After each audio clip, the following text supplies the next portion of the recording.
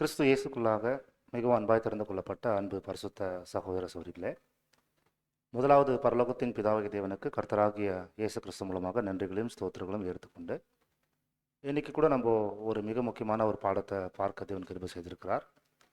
ஆவினால் ஜன்பிக்கப்பட்ட அந்த ஒரு பாடத்தை நம்ம ஏற்கனவே பார்த்துட்டு வந்துட்டு இருக்கிறோம். அதில் சகோதர சகோதரிகளே, கடைசி 2 பாகத்தை நம்ம பார்க்க போகிறோம். இந்த 2 பாகம் நம்ம பார்க்கறதுக்கு முன்னாடி, அதாவது கடைசி 2 பாகத்தை பார்க்கறதுக்கு முன்னாடி, இதுக்கு முன்னாடி அநேக பாடங்களை நம்ம பார்த்துட்டு வந்தோம். அந்த பாடத்துடைய கான்செப்ட் ஒரு சுருக்கமாக நம்ம பார்த்தா தான் நமக்கு மறுபடியும் இந்த இன்னைக்கு பார்க்கக்கூடிய பாடத்துடைய விளக்கம் புரியும். சகோதர சகோதரிகளே, இந்த சுவிசேஷத்திலேயே ஒரு மிகப்பெரிய சத்தியம் எதுன்னு பார்த்தீங்கன்னா, நான் பெற்றுக்கொண்ட சத்தியம் தேவன் யார் என்பதை தெரிந்து கொண்டது மிகப்பெரிய சத்தியம். அடுத்து ஆண்டவராக இயேசு கிறிஸ்து யார் என்பதை தெரிந்து கொண்டது ஒரு மிகப்பெரிய ஒரு சத்தியமாக இருக்கு. அவருடைய குமாரனாக இயேசு கிறிஸ்துடைய மீட்கும் பொருள், அதாவது ஒரு மனிதனுடைய மீறுதல்னால உலகத்துக்கே மரணம் வந்ததுபடினாலே ஒரே மனிதனாக இயேசு கிறிஸ்து உலகத்துக்கு வந்து நம்முடைய பாவங்களுக்காக மரித்து நம்மளை மீட்டெடுத்திருக்கார் என்பது ஒரு மிகப்பெரிய சத்தியம். இந்த பூமியில் நம்ம மனிதனாக பிறந்ததுக்கப்புறம் இப்பேற்பட்ட சத்தியத்தை தேவன் நம்ம கொடுத்துருக்கிறார். எத்தனை கோடி ஜனங்களுக்கு இது தெரியாது. இன்றைக்கி கூட பார்த்தீங்கன்னா ஒரு பண்டிகை செய்துட்டு இருக்காங்க. இந்த பண்டிகை கூட அவங்க எதுக்கு செய்துட்டு இருக்காங்கன்னு தெரியாது. ஆனால் இந்த பண்டிகையே பைபிளில் சொல்லப்பட்ட பண்டிகை தான். உங்களுக்கு தெரியும், அறுவடை பண்டிகை தான். அந்த அறுவடையில் வரக்கூடிய முதல் பலன் தேவனுக்கு கொடுக்கணுன்றது தான் அந்த கான்செப்ட். அதாவது அறுவடையில் இருக்கக்கூடிய முதல் பலன் தான் தேவனுக்கு கொடுக்கணுன்ற கான்செப்ட் தான்.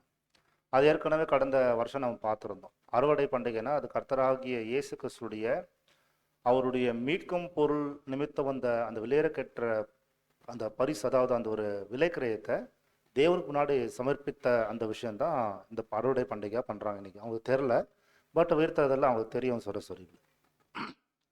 ஆனால் தேவனுடைய கிருபையில் நம்ம இந்த சுவிசேஷத்தில் பெந்தகோஸ்து நாள்ல இருந்து ஒரு மிகப்பெரிய ஒரு ஸ்லாக்கியம் வந்து திறக்கப்பட்டது. பரலோக போகிற வாய்ப்பு, அல்லது கிறிஸ்து இயேசுடைய மனவாட்டி ஆகக்கூடிய வாய்ப்பு, அல்லது கிறிஸ்து இயேசுடைய சரீர அங்கமாகக்கூடிய வாய்ப்பு. இன்னும் எளிமையாக சொல்லப்போனால், இந்த பாடத்துக்கு ஒட்டி சொல்லப்போனால் மறுபடியும் ஜனிப்பிக்கப்படுதல், அதாவது பிகாட்டல் என்ற ஒரு மிக முக்கியமான சத்தியம். ஆவினால் ஜனிப்பிக்கப்படுதல் என்பது முதல் இந்த உலகத்தில் யாருக்கு மாற்றதா தேவன் செய்தார்னா, இயேசு கிறிஸ்துக்கு தான் தேவன் வந்து ஆவினால் ஜனிப்பிக்கப்படக்கூடிய வேலையை செய்தார். அதாவது மனிதனா பிறந்த கர்த்தர் இயேசுவை அவர் ஆவினால் ஜனிப்பிக்கப்பட்டு ஒரு புது சிருஷ்டியா உருவாக்குனார்ன்றது நம்ம அநேக பாடத்தில் கேட்டிருக்கிறோம். அதில் இயேசு கிறிஸ்துடைய காலத்துக்கு அப்புறம் அவர் தான் முதல் புது சிருஷ்டி. அவருடைய காலத்துக்கு அப்புறம் வேறு யாருக்கு தான் அந்த மாதிரி ஒரு வாய்ப்பு இருந்துச்சுன்னா, இயேசு கிறிஸ்துவை பின்பற்றின அப்போஸ்தலர்களுக்கும் அவருடைய திருசபையாருக்கு அந்த வாய்ப்பு இருந்துச்சு. அதனால சகோதர சகோதரிகளே, பெந்தகோஸ்து நாள்ல இருந்து ஆவினால் ஜனிப்பிக்கப்படக்கூடிய ஒரு வாய்ப்பு திறக்கப்பட்டது. அது இப்போ வரைக்குமே ஸ்டில் கடைசி 7ஆம் சபை காலத்தில் வாழ்ந்துட்டு இருக்கிற நமக்கு ஒரு மிகப்பெரிய ஸ்லாகியம். ஆவினால் ஜனிப்பிக்கக்கூடிய ஒரு வாய்ப்பு இப்போ கூட இருக்கு சரஸ்வரி. அதாவது இப்போ கூட ஆவினால் ஜனிப்பிக்கப்படக்கூடிய வாய்ப்பு இருக்கு என்றதை நம்ம புரிஞ்சுக்கலாம். ஒன்று. ரெண்டாவது, நீங்கள் பார்த்தீங்கன்னா இன்னொரு முக்கியமான சத்தியம் பார்க்கும்போது சௌரஸ்வரிகளே, ஆவினால் ஜனிப்பிக்கப்படக்கூடிய வாய்ப்பு எப்படி நமக்கு இப்போ பழுங்கப்பட்டிருக்கிறதோ, நம்ம கடைசி காலத்தில் வாழ்ந்துட்டு இருக்கிறதுனால ஆவினால் ஜனிப்பிக்கப்படக்கூடிய வாய்ப்பு நிறைவடையக்கூடிய காலத்தில் வாழ்ந்துட்டு இருக்கிறோம். அதாவது முடிவு பெறக்கூடிய காலத்தில் வாழ்ந்துட்டு இருக்கிறோம். அப்போ எப்போ ஆவினால் ஜனிப்பிக்கப்படக்கூடிய வாய்ப்பு திறக்கப்பட்டதுன்னு பார்த்தீங்கன்னா, பெந்தகோஸ்து நாளில் தான் அந்த வாய்ப்பு வந்து திறக்கப்பட்டது. அது முடிவு காலத்தில் வாழ்ந்துட்டு இருக்கிறோம். இன்னும் சில சொற்ப வருஷங்களிலேயே, சில காலங்களிலே அது முடிவு பெறக்கூடிய காலத்தில் வாழ்ந்துட்டு இருக்கோம் பிரியமான சரஸ்வரி. அப்படி இப்பேற்பட்ட ஒரு சுவிசேஷத்தில் இந்த ஜனிப்பிக்கப்படுதல் என்ற ஒரு விஷயம் இருக்கு பார்த்தீங்களா. ஆவினால் ஜனிப்பிக்கப்படக்கூடிய விஷயங்கள் இன்னைக்கு கூட கிறிஸ்தவங்களுக்கு அது என்னன்னே தெரியாத இன்னைக்கு இருக்கிறாங்க. ஆனால் கிட்டத்தட்ட ஒரு 6-7 பாடங்கள் நம்ம வந்து தேவனுடைய கிருபையில நம்ம பார்த்துட்டோம். அதில் அநேக பாடங்களை பார்த்தோம். ஆவினால் ஜனிப்பிக்கப்படுவது என்றால் என்ன என்றத ஒரு பாடத்தை நம்ம பார்த்தோம். அதில் ஆவினால் ஜனிப்பிக்கப்படக்கூடிய விசேஷ அம்சங்கள் என்ன என்று நம்ம ஒரு பாடத்தை கூட நம்ம பார்த்துருந்தோம். ஆவினால் ஜனிப்பிக்கப்படுவதற்கான நோக்கம் என்னன்றதும் நம்ம பாடங்களில் பார்த்துருந்தோம். அது மாத்திரமல்ல, ஆவினால் ஜனிப்பிக்கப்பட்டவங்களுடைய ஆதாரங்கள், எவிடன்சஸ் என்னன்றதும் நம்ம பாடங்களில் பார்த்துருந்தோம். அது மாத்திரமல்ல, கர்த்தராகி இயேசு கிறிஸ்து எந்த ஒரு சுபாவத்தை பெரும்படிக்கு ஆவினால் ஜனிப்பிக்கப்பட்டார்ன்றதும் நம்ம பாடத்தை பார்த்துருந்தோம். சபை கூட எந்த விதமான சுபாவத்தை பெற்றுக்கொள்வதற்காக ஆவினால் ஜனிப்பிக்கப்படுறாங்கன்றதும் நம்ம பாடத்தை நம்ம பார்த்துருந்தோம். ஸோ அநேக பாடத்தை நம்ம வந்து இந்த இடத்துல பார்த்துருக்குறோம் சொல்லி அதில் ஆவினால் ஜெனிப்பிக்கப்பட்டிருந்தா அவங்களுக்கு என்ன நடந்திருக்கணும், ஒரு 3 விஷயம் நடக்கணுன்றதை நம்ம பார்த்துருந்தோம். அது மறுபடியும் கொஞ்சம் ரிவிஷன் பண்ணிக்கிறோம். அதாவது என்னன்னு பார்த்தீங்கன்னா, ஒருவர் ஆவினால் ஜெனிப்பிக்கப்பட்டிருந்தா மாற்றம்தான் அவர் புது சிருஷ்டி என்று எண்ணப்பட வேண்டும் என்றது நாம் பார்த்துருந்தோம். அப்படி ஆவினால் ஜெனிப்பிக்கப்பட்டிருந்த மாற்றம்தான் அவருக்கு அபிஷேகம் பண்ணப்படுன்றது பார்த்தோம். 3 நிலையை வந்து நம்ம பார்த்துருந்தோம். அதாவது ஸ்பிரிட் பிகாட்டல், ஸோ மிக முக்கியமான ஒரு வார்த்தை. ரெண்டாவது பார்த்தீங்கன்னா ஆவினால் அபிஷேகம் பண்ணப்படுவது. த ஸ்பிரிட் பார்த்தீங்கன்னா முக்கியமாக பார்க்கும்போது ஸோ அனாயிண்டிங் இந்த ஹோலி ஸ்பிரிட்ன்றது பார்த்தோம். அது நம்ம கடந்த பாடத்தில் பார்த்துருந்தோம். கடைசியாக மிக முக்கியமாக ஆவினால் முத்திரிக்கப்படுவது என்பது மிக முக்கியமான சத்தியம். அதாவது யார் ஒருத்தர் ஆவினால் ஜெனிப்பிக்கப்பட்டிருக்கிறாங்களோ அவங்க தான் ஆவினால் அபிஷேகம் பண்ணப்படுவாங்க. யார் ஒருவர் அபிஷேகம் பண்ணப்பட்டிருக்கிறாங்களோ அவங்க தான் முத்திரிக்கப்படுவாங்க என்பது நம்ம கடந்த பாடத்தில் பார்த்துருந்தோம். ஸோ இந்த முத்திரிக்கப்படுவது தான் ரொம்ப முக்கியமானது. ஏன்னா ஆவினால் ஜெனிப்பிக்கப்பட்டவங்க கிறிஸ்து இயேசுக்குள் வளர்ந்து வரக்கூடியவங்களா காணப்படும் போது அவங்க தான் கிறிஸ்துவின் சாயலை முற்றிலும் பெற்றுக்கொண்டாங்க என்ற ஒரு ஆதாரம் என்னன்னு கேட்டிங்கன்னா சீல் வைக்கப்படும், முத்திரிக்கப்படுவாங்கன்றது நம்ம கடந்த பாடத்தில் பார்த்துருந்தோம். அதனால சகோதரர்களே இந்த எல்லா சத்தியத்தையும் நம்ம இன்னைக்கு கிட்டத்தட்ட 2 பாடங்களும் நம்ம பார்த்து கடைசியாக நம்ம நிறைவு செய்ய போகிறோம். இதுக்கான புத்தகமும் நமக்கு வந்திருக்கு. இன்னைக்கு ஒரு புத்தகம் வந்து தமிழில் மாற்றதான் நமக்கு இப்பொழுது அது ஒழுங்கு செய்யப்பட்டிருக்குது. அதனால சகோதரர்களே பாடத்தில் நம்ம ஒரு எளிமையானதாக உங்களுக்கு புரியறதுக்காக பகிர்ந்து கொண்டிருப்போம். ஆனால் புத்தகத்தில் விலாவரியாக ரொம்ப தெளிவாக அங்கே பதிவு செய்யப்பட்டிருக்கும். மறுபடியும் நம்ம புத்தகத்தை வாசிப்பது மூலமாக நம்மளுடைய அழைப்பையும் தெரிந்து கொள்வதில் உறுதிப்படுத்துகிறதுக்கான வாய்ப்பும் இருக்குது சகோதரர்களே. இப்பொழுது நாம் பார்க்கக்கூடிய இந்த ஒரு பாடத்துடைய கான்செப்ட் கடந்து வரலாம். நம்ம என்ன பாடத்தை இது வரைக்கும் பார்த்தோமோ, அதாவது தேவனுடைய திட்டத்திலேயே மிக முக்கியமான அம்சமானது எதுன்னு பார்த்தீங்கன்னா இந்த ஆவினால் ஜெனிப்பிக்கப்படுதல். இது இன்னைக்கு பாடத்துக்குள்ள நம்ம கடந்து வரும்போது யூத யுகத்தில் அப்படிப்பட்ட ஒரு வாய்ப்பே இருந்ததில்லை. யூத யுகத்தில் அப்படிப்பட்ட ஒரு வாய்ப்பே கிடையாது. தேவன் அந்த வாய்ப்பை ஏற்படுத்தலை. அதே மாதிரி கண்ணுக்கு தெரிஞ்ச ராஜ்யத்தில் இந்த மில்லினியம் ஏஜில் கூட இந்த வாய்ப்பு கிடையாது என்றது நம்ம தெளிவாக இந்த பாடத்தில் புரிஞ்சுக்கலாம். அப்போ யாருக்குமே எந்த காலத்தில் இல்லாத ஒரு வாய்ப்பு தான் இந்த சுவிசேஷத்தில். அதாவது மறுபடியும் ஜெனிப்பிக்கப்பட்டு அவர்கள் கிறிஸ்தியருடைய மனவாட்டி ஆகணும்னாக்கா ஒருவன் ஜலத்தினாலும் ஆவினாலும் பிறக்காவிட்டால் அவன் தேவன் ராஜ்யம் போக முடியாது என்ற வார்த்தையின்படியே இந்த சுவிசேஷத்தில் மாற்றதா இந்த வாய்ப்பு இருக்கு. அது ரொம்ப தெளிவாக நம்ம மனதில் எப்பயுமே பதிவு செய்யணும். இந்த வாய்ப்பு இந்த யுகத்தில் மாற்றம் தான்ன்றது நம்ம மனதில் வைக்கணும். ஆனால் இந்த ஆவினால் ஜெனிப்பிக்கப்படக்கூடிய உண்மையை தேவன் பழைய ஏற்பாட்டில் அநேக கோணத்தில் வந்து வெளிப்படுத்தியிருக்கிறார். அவங்க யாருக்குமே அதை பற்றி தெரியாது. ஆனால் தேவன் அவங்களை என்ன பண்ணார், நான் முன்கூட்டியே இந்த ஒரு யுகம் வரப்போகுது உலகத்தில், அந்த சுவிசேஷ யுகத்தில் நான் விசேஷமானது ஒன்று செய்ய போகிறேன். வேற எப்பவுமே அப்பேற்பட்ட ஒரு காரியத்தை நான் செய்திருக்க மாட்டேன். ஆனால் ஃபர்ஸ்ட் டைம் காஸ்பல் ஏஜில் ஒரு பெரிய காரியத்தை செய்ய போறேன் என்ற விஷயத்த சொல்வதற்காக தான் பழைய ஏற்பாட்டில் 39 புத்தகத்தை எது கொடுத்தாருன்னு பார்த்தீங்கன்னா இந்த மிகப்பெரிய சத்தியத்தை வந்து உள்ளடக்கி மறைப்பொருளாகவும் தூதர்கள் மூலமாகவும் மற்றும் தீர்க்கதரிசி மூலமாகவும் அநேக சத்தியத்தை கொடுத்திருந்தாரு. ஆனால் அவங்களுக்கே அது புரியாது. படித்தாலும் புரியாது, தூதர் வந்து சொன்னாலும் அவங்களுக்கும் புரியாது. அப்பேற்பட்ட சத்தியத்தை உள்ளடக்கி கொடுத்திருந்தாரு. அப்படிப்பட்ட ஒரு காலத்தில் பார்த்தீங்கன்னா பழைய ஏற்பாட்டில் இஸ்ரேல் ஜனங்க அவங்க வாழ்ந்துட்டு இருக்கிற காலத்தில் தேவன் உங்களோடு இருப்பார் என்பதற்கான அடையாளத்தை வெளிப்படுத்துவதற்காக மோசே, நீ அநேக நன்மைகள் செய்திருக்கிற, எகிப்திலேருந்து உன் ஜனங்களை விடுதலை செய்திருக்கிற, ஆனால் நீ என்ன செய்யணும்னா நான் காண்பிக்க ஒரு மலைக்கு நீ வா, அந்த மலைப்பகுதியில் வரும்போது உனக்கு சில காட்சியை நான் காண்பிப்பேன். அந்த காட்சியை நீ என்னெல்லாம் மலைப்பகுதியில் நீ பார்க்குறியோ அந்த மவுண்டனில், அதாவது அந்த மலைப்பகுதியில் நீ என்னெல்லாம் பார்க்குறியோ அது ஒன்றை கூட விடாமல், அதாவது ஒரு சின்ன பகுதி கூட மிஸ் பண்ணாதபடிக்கு நீ என்னெல்லாம் பார்க்குறியோ அது அப்படியே என்ன பண்ணனா இஸ்ரேல் ஜன மத்தியத்தில் ஒரு ஆசாரிப்பு கூடாரத்தை கட்டணும் சொல்லி அவர் சொல்றார். அதுல ஒரு பொருள் கூட நான் கொடுத்த அந்த அளவுக்கு மீறி இல்லை அளவுக்கு குறைஞ்சு கூட நீ செய்திடக்கூடாது. ஏன்னா அந்த அளவுக்கு அளவுகள், அதுக்கப்புறம் அதில் பயன்படுத்தக்கூடிய மெட்டீரியல்ஸ், அதாவது வெவ்வேறு உலோகங்கள் கொண்டு அந்த ஆசாரிய கூடாரத்தை உருவாக்கணும். அதாவது பார்த்தீங்கன்னா வெள்ளி, பொண்ணு, அப்புறம் பார்த்தீங்கன்னா வெண்கலம், அது போன்ற மரக்கட்டைகள், இது போன்ற ஒவ்வொரு பொருள்களையும் வந்து நீ குறிப்பா பார்த்துக்கன்னு சொல்லி அவருக்கு சொன்ன அந்த வார்த்தையின்படியே சகோதர சகோதரிகளே ஆசாரி கூடாரத்தை வந்து கட்ட வைக்கிறார். ஆனா இதுல அதிசயம் என்னன்னு கேட்டீங்கன்னா மோசே தான் பார்த்தது, ஆனா மோசே கட்டல. நம்ம ஏற்கனவே பேசிக் கிளாஸ்ல கேட்குறோம் பார்த்தீங்களா, பரிசுத்தாவி ஒருத்தருக்கு வந்தா, பரிசுத்தாவி சிம்சோனுக்கு வரும்போது சிங்கத்தை எப்படி வந்து அவர் பீறி போட்டாரோ, யோசேப்பு எப்படி கனவுகளுக்கு விளக்கம் சொன்னாரோ, அதே போல மோசே பார்த்த அந்த காட்சியை பெசலியல் எனக்கூடிய ஒரு அருமையான ஒரு தேவனுடைய மனுஷன், அதாவது அவரு மோசே கண்ட காட்சியின்படி அப்படியே கொண்டு வரார் அந்த இமேஜ். ஸோ இதெல்லாமே யாத்திராகம் 31 அதிகாரத்தில் இருக்கு, நம்ம அதை வாசிக்க வேண்டாம். அப்போ ஆசரிப்பு கூடாரம் என்பது ஒரு மிக முக்கியமான ஒரு சத்தியத்தை கொண்டு வந்தார். அந்த காலத்துல என்னதான் அவங்களுக்கு சொல்லி கொடுத்தாருன்னா, யாராவது பாவம் செய்தீங்கன்னா ஆசாரியன் உங்களுக்காக இருப்பாரு, உங்களுக்காக பலியர் எடுப்பாரு. அந்த பலியர் எடுக்கும் போது நீங்க ஆசாரியன்ட்ட நீங்க என்ன தவறு செய்தீங்களோ அது அவர்கிட்ட அறிக்கை செய்தீங்கன்னா உங்களுக்காக ஒரு காளையோ புறாவோ வெள்ளாட்டுக்கடோ பலி செலுத்தப்படும். அதனால உங்களை நான் பண்ண மறுபடியும் சந்திப்பேன்றதுக்காக கொடுத்திருந்தார். அது ஜஸ்ட் ஒரு பேசிக்கா அவங்களுக்கு சொல்லப்பட்ட விஷயம். ஆனா சகோதர சோரிகளே, இந்த யுகத்துல சுவிசேஷ யுகத்துல வந்திருக்கிற நமக்கு நாம் ஆவினால் ஜனிப்பிக்கப்படக்கூடிய இந்த சத்தியம் இருக்கு பார்த்தீங்களா, இந்த உலகத்திலேயே மிக சிறந்த ஒரு வாய்ப்புகளை வந்திருக்கோம் இல்லைங்களா, இது எப்படி நடக்குது என்பதை ஆழமா புரிந்து கொள்வதற்காக தான் தேவன் என்ன பண்ணிட்டார் பார்த்தீங்கன்னா, இந்த புது சிருஷ்டியின் வளர்ச்சி, இந்த ஆவினால் ஜனிப்பிக்கப்படுதலுக்கான அந்த ஒரு முயற்சி, இதனுடைய எல்லா ஊழியங்களையும் எல்லா வேலைகளையும் ஆசாரிப்பு கூடாரத்துக்குள்ள உள்ளடக்கி கொடுத்துருக்கிறாரு. அப்போ நம்ம இனிமேல் ஆசாரிப்பு கூடாரத்துல பேசிக்கலா கிளாஸ் பார்க்குறோம்.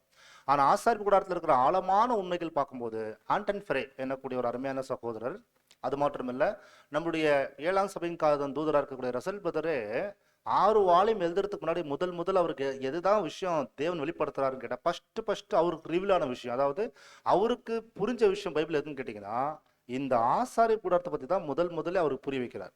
அதனாலதான் நீங்க பார்க்கும்போது அந்த 1 to 6th வால்யூம் ஏதாவது நீங்க வச்சிருந்தீங்கன்னா அல்லது அவர் செட் எவ்வளவு வரும் பார்த்தீங்கன்னா முதல் ஃபர்ஸ்ட் வால்யூம் கொடுக்க மாட்டாங்க. முதல் ஆசாரிப்பு கூடாரம் புத்தகம் தான் முதல் வரும்.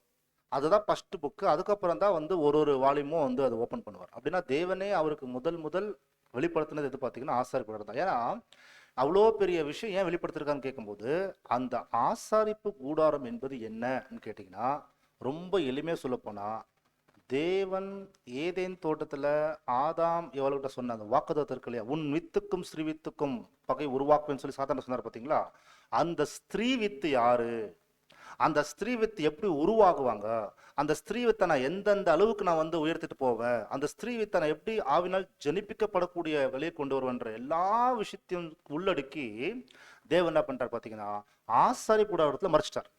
அதாவது ஆசாரிப்பு கூடாரம் என்பது என்னன்னு கேட்டீங்கன்னா புதிய சிருஷ்டிகள் அல்லது கிறிஸ்து என்ற வார்த்தை இருக்கு இல்லையா, தலையாகி இயேசுவும் சபைன்னு சொல்றாரு இல்லையா, அதாவது அபிஷேகம் பண்ணப்பட்ட கிறிஸ்து என்ன அவங்க இந்த காஸ்பல் எப்படி வளருவாங்க என்ற விஷயத்தை தேவன் பறைப்படமா காமிக்கணும்னு நீங்க கேட்டீங்கன்னா, நாங்க எப்படி இந்த கிறிஸ்து உருவாக போறாங்க, தலையாகி இயேசு அனாயிண்டிங் அபிஷேகம் பண்ணப்பட்ட இயேசுவும் அவருடைய சரீர அங்கத்தார் எப்படி உருவாக போறாங்கன்றது நீங்க தெரிஞ்சு விருப்பப்பட்டீங்கன்னா அது ஒரு வரைபடம் தான் தி டாபர்நாக்கல் என்ற விஷயம் பார்க்கலாம். அப்படின்னா தேவனுடைய தெய்வீக திட்டத்தின் ரகசியம் கிறிஸ்துவை குறித்து எழுதப்பட்ட ஒரே ஒரு சார்ட் பார்த்தீங்கன்னா டாபர்நாக்கல்.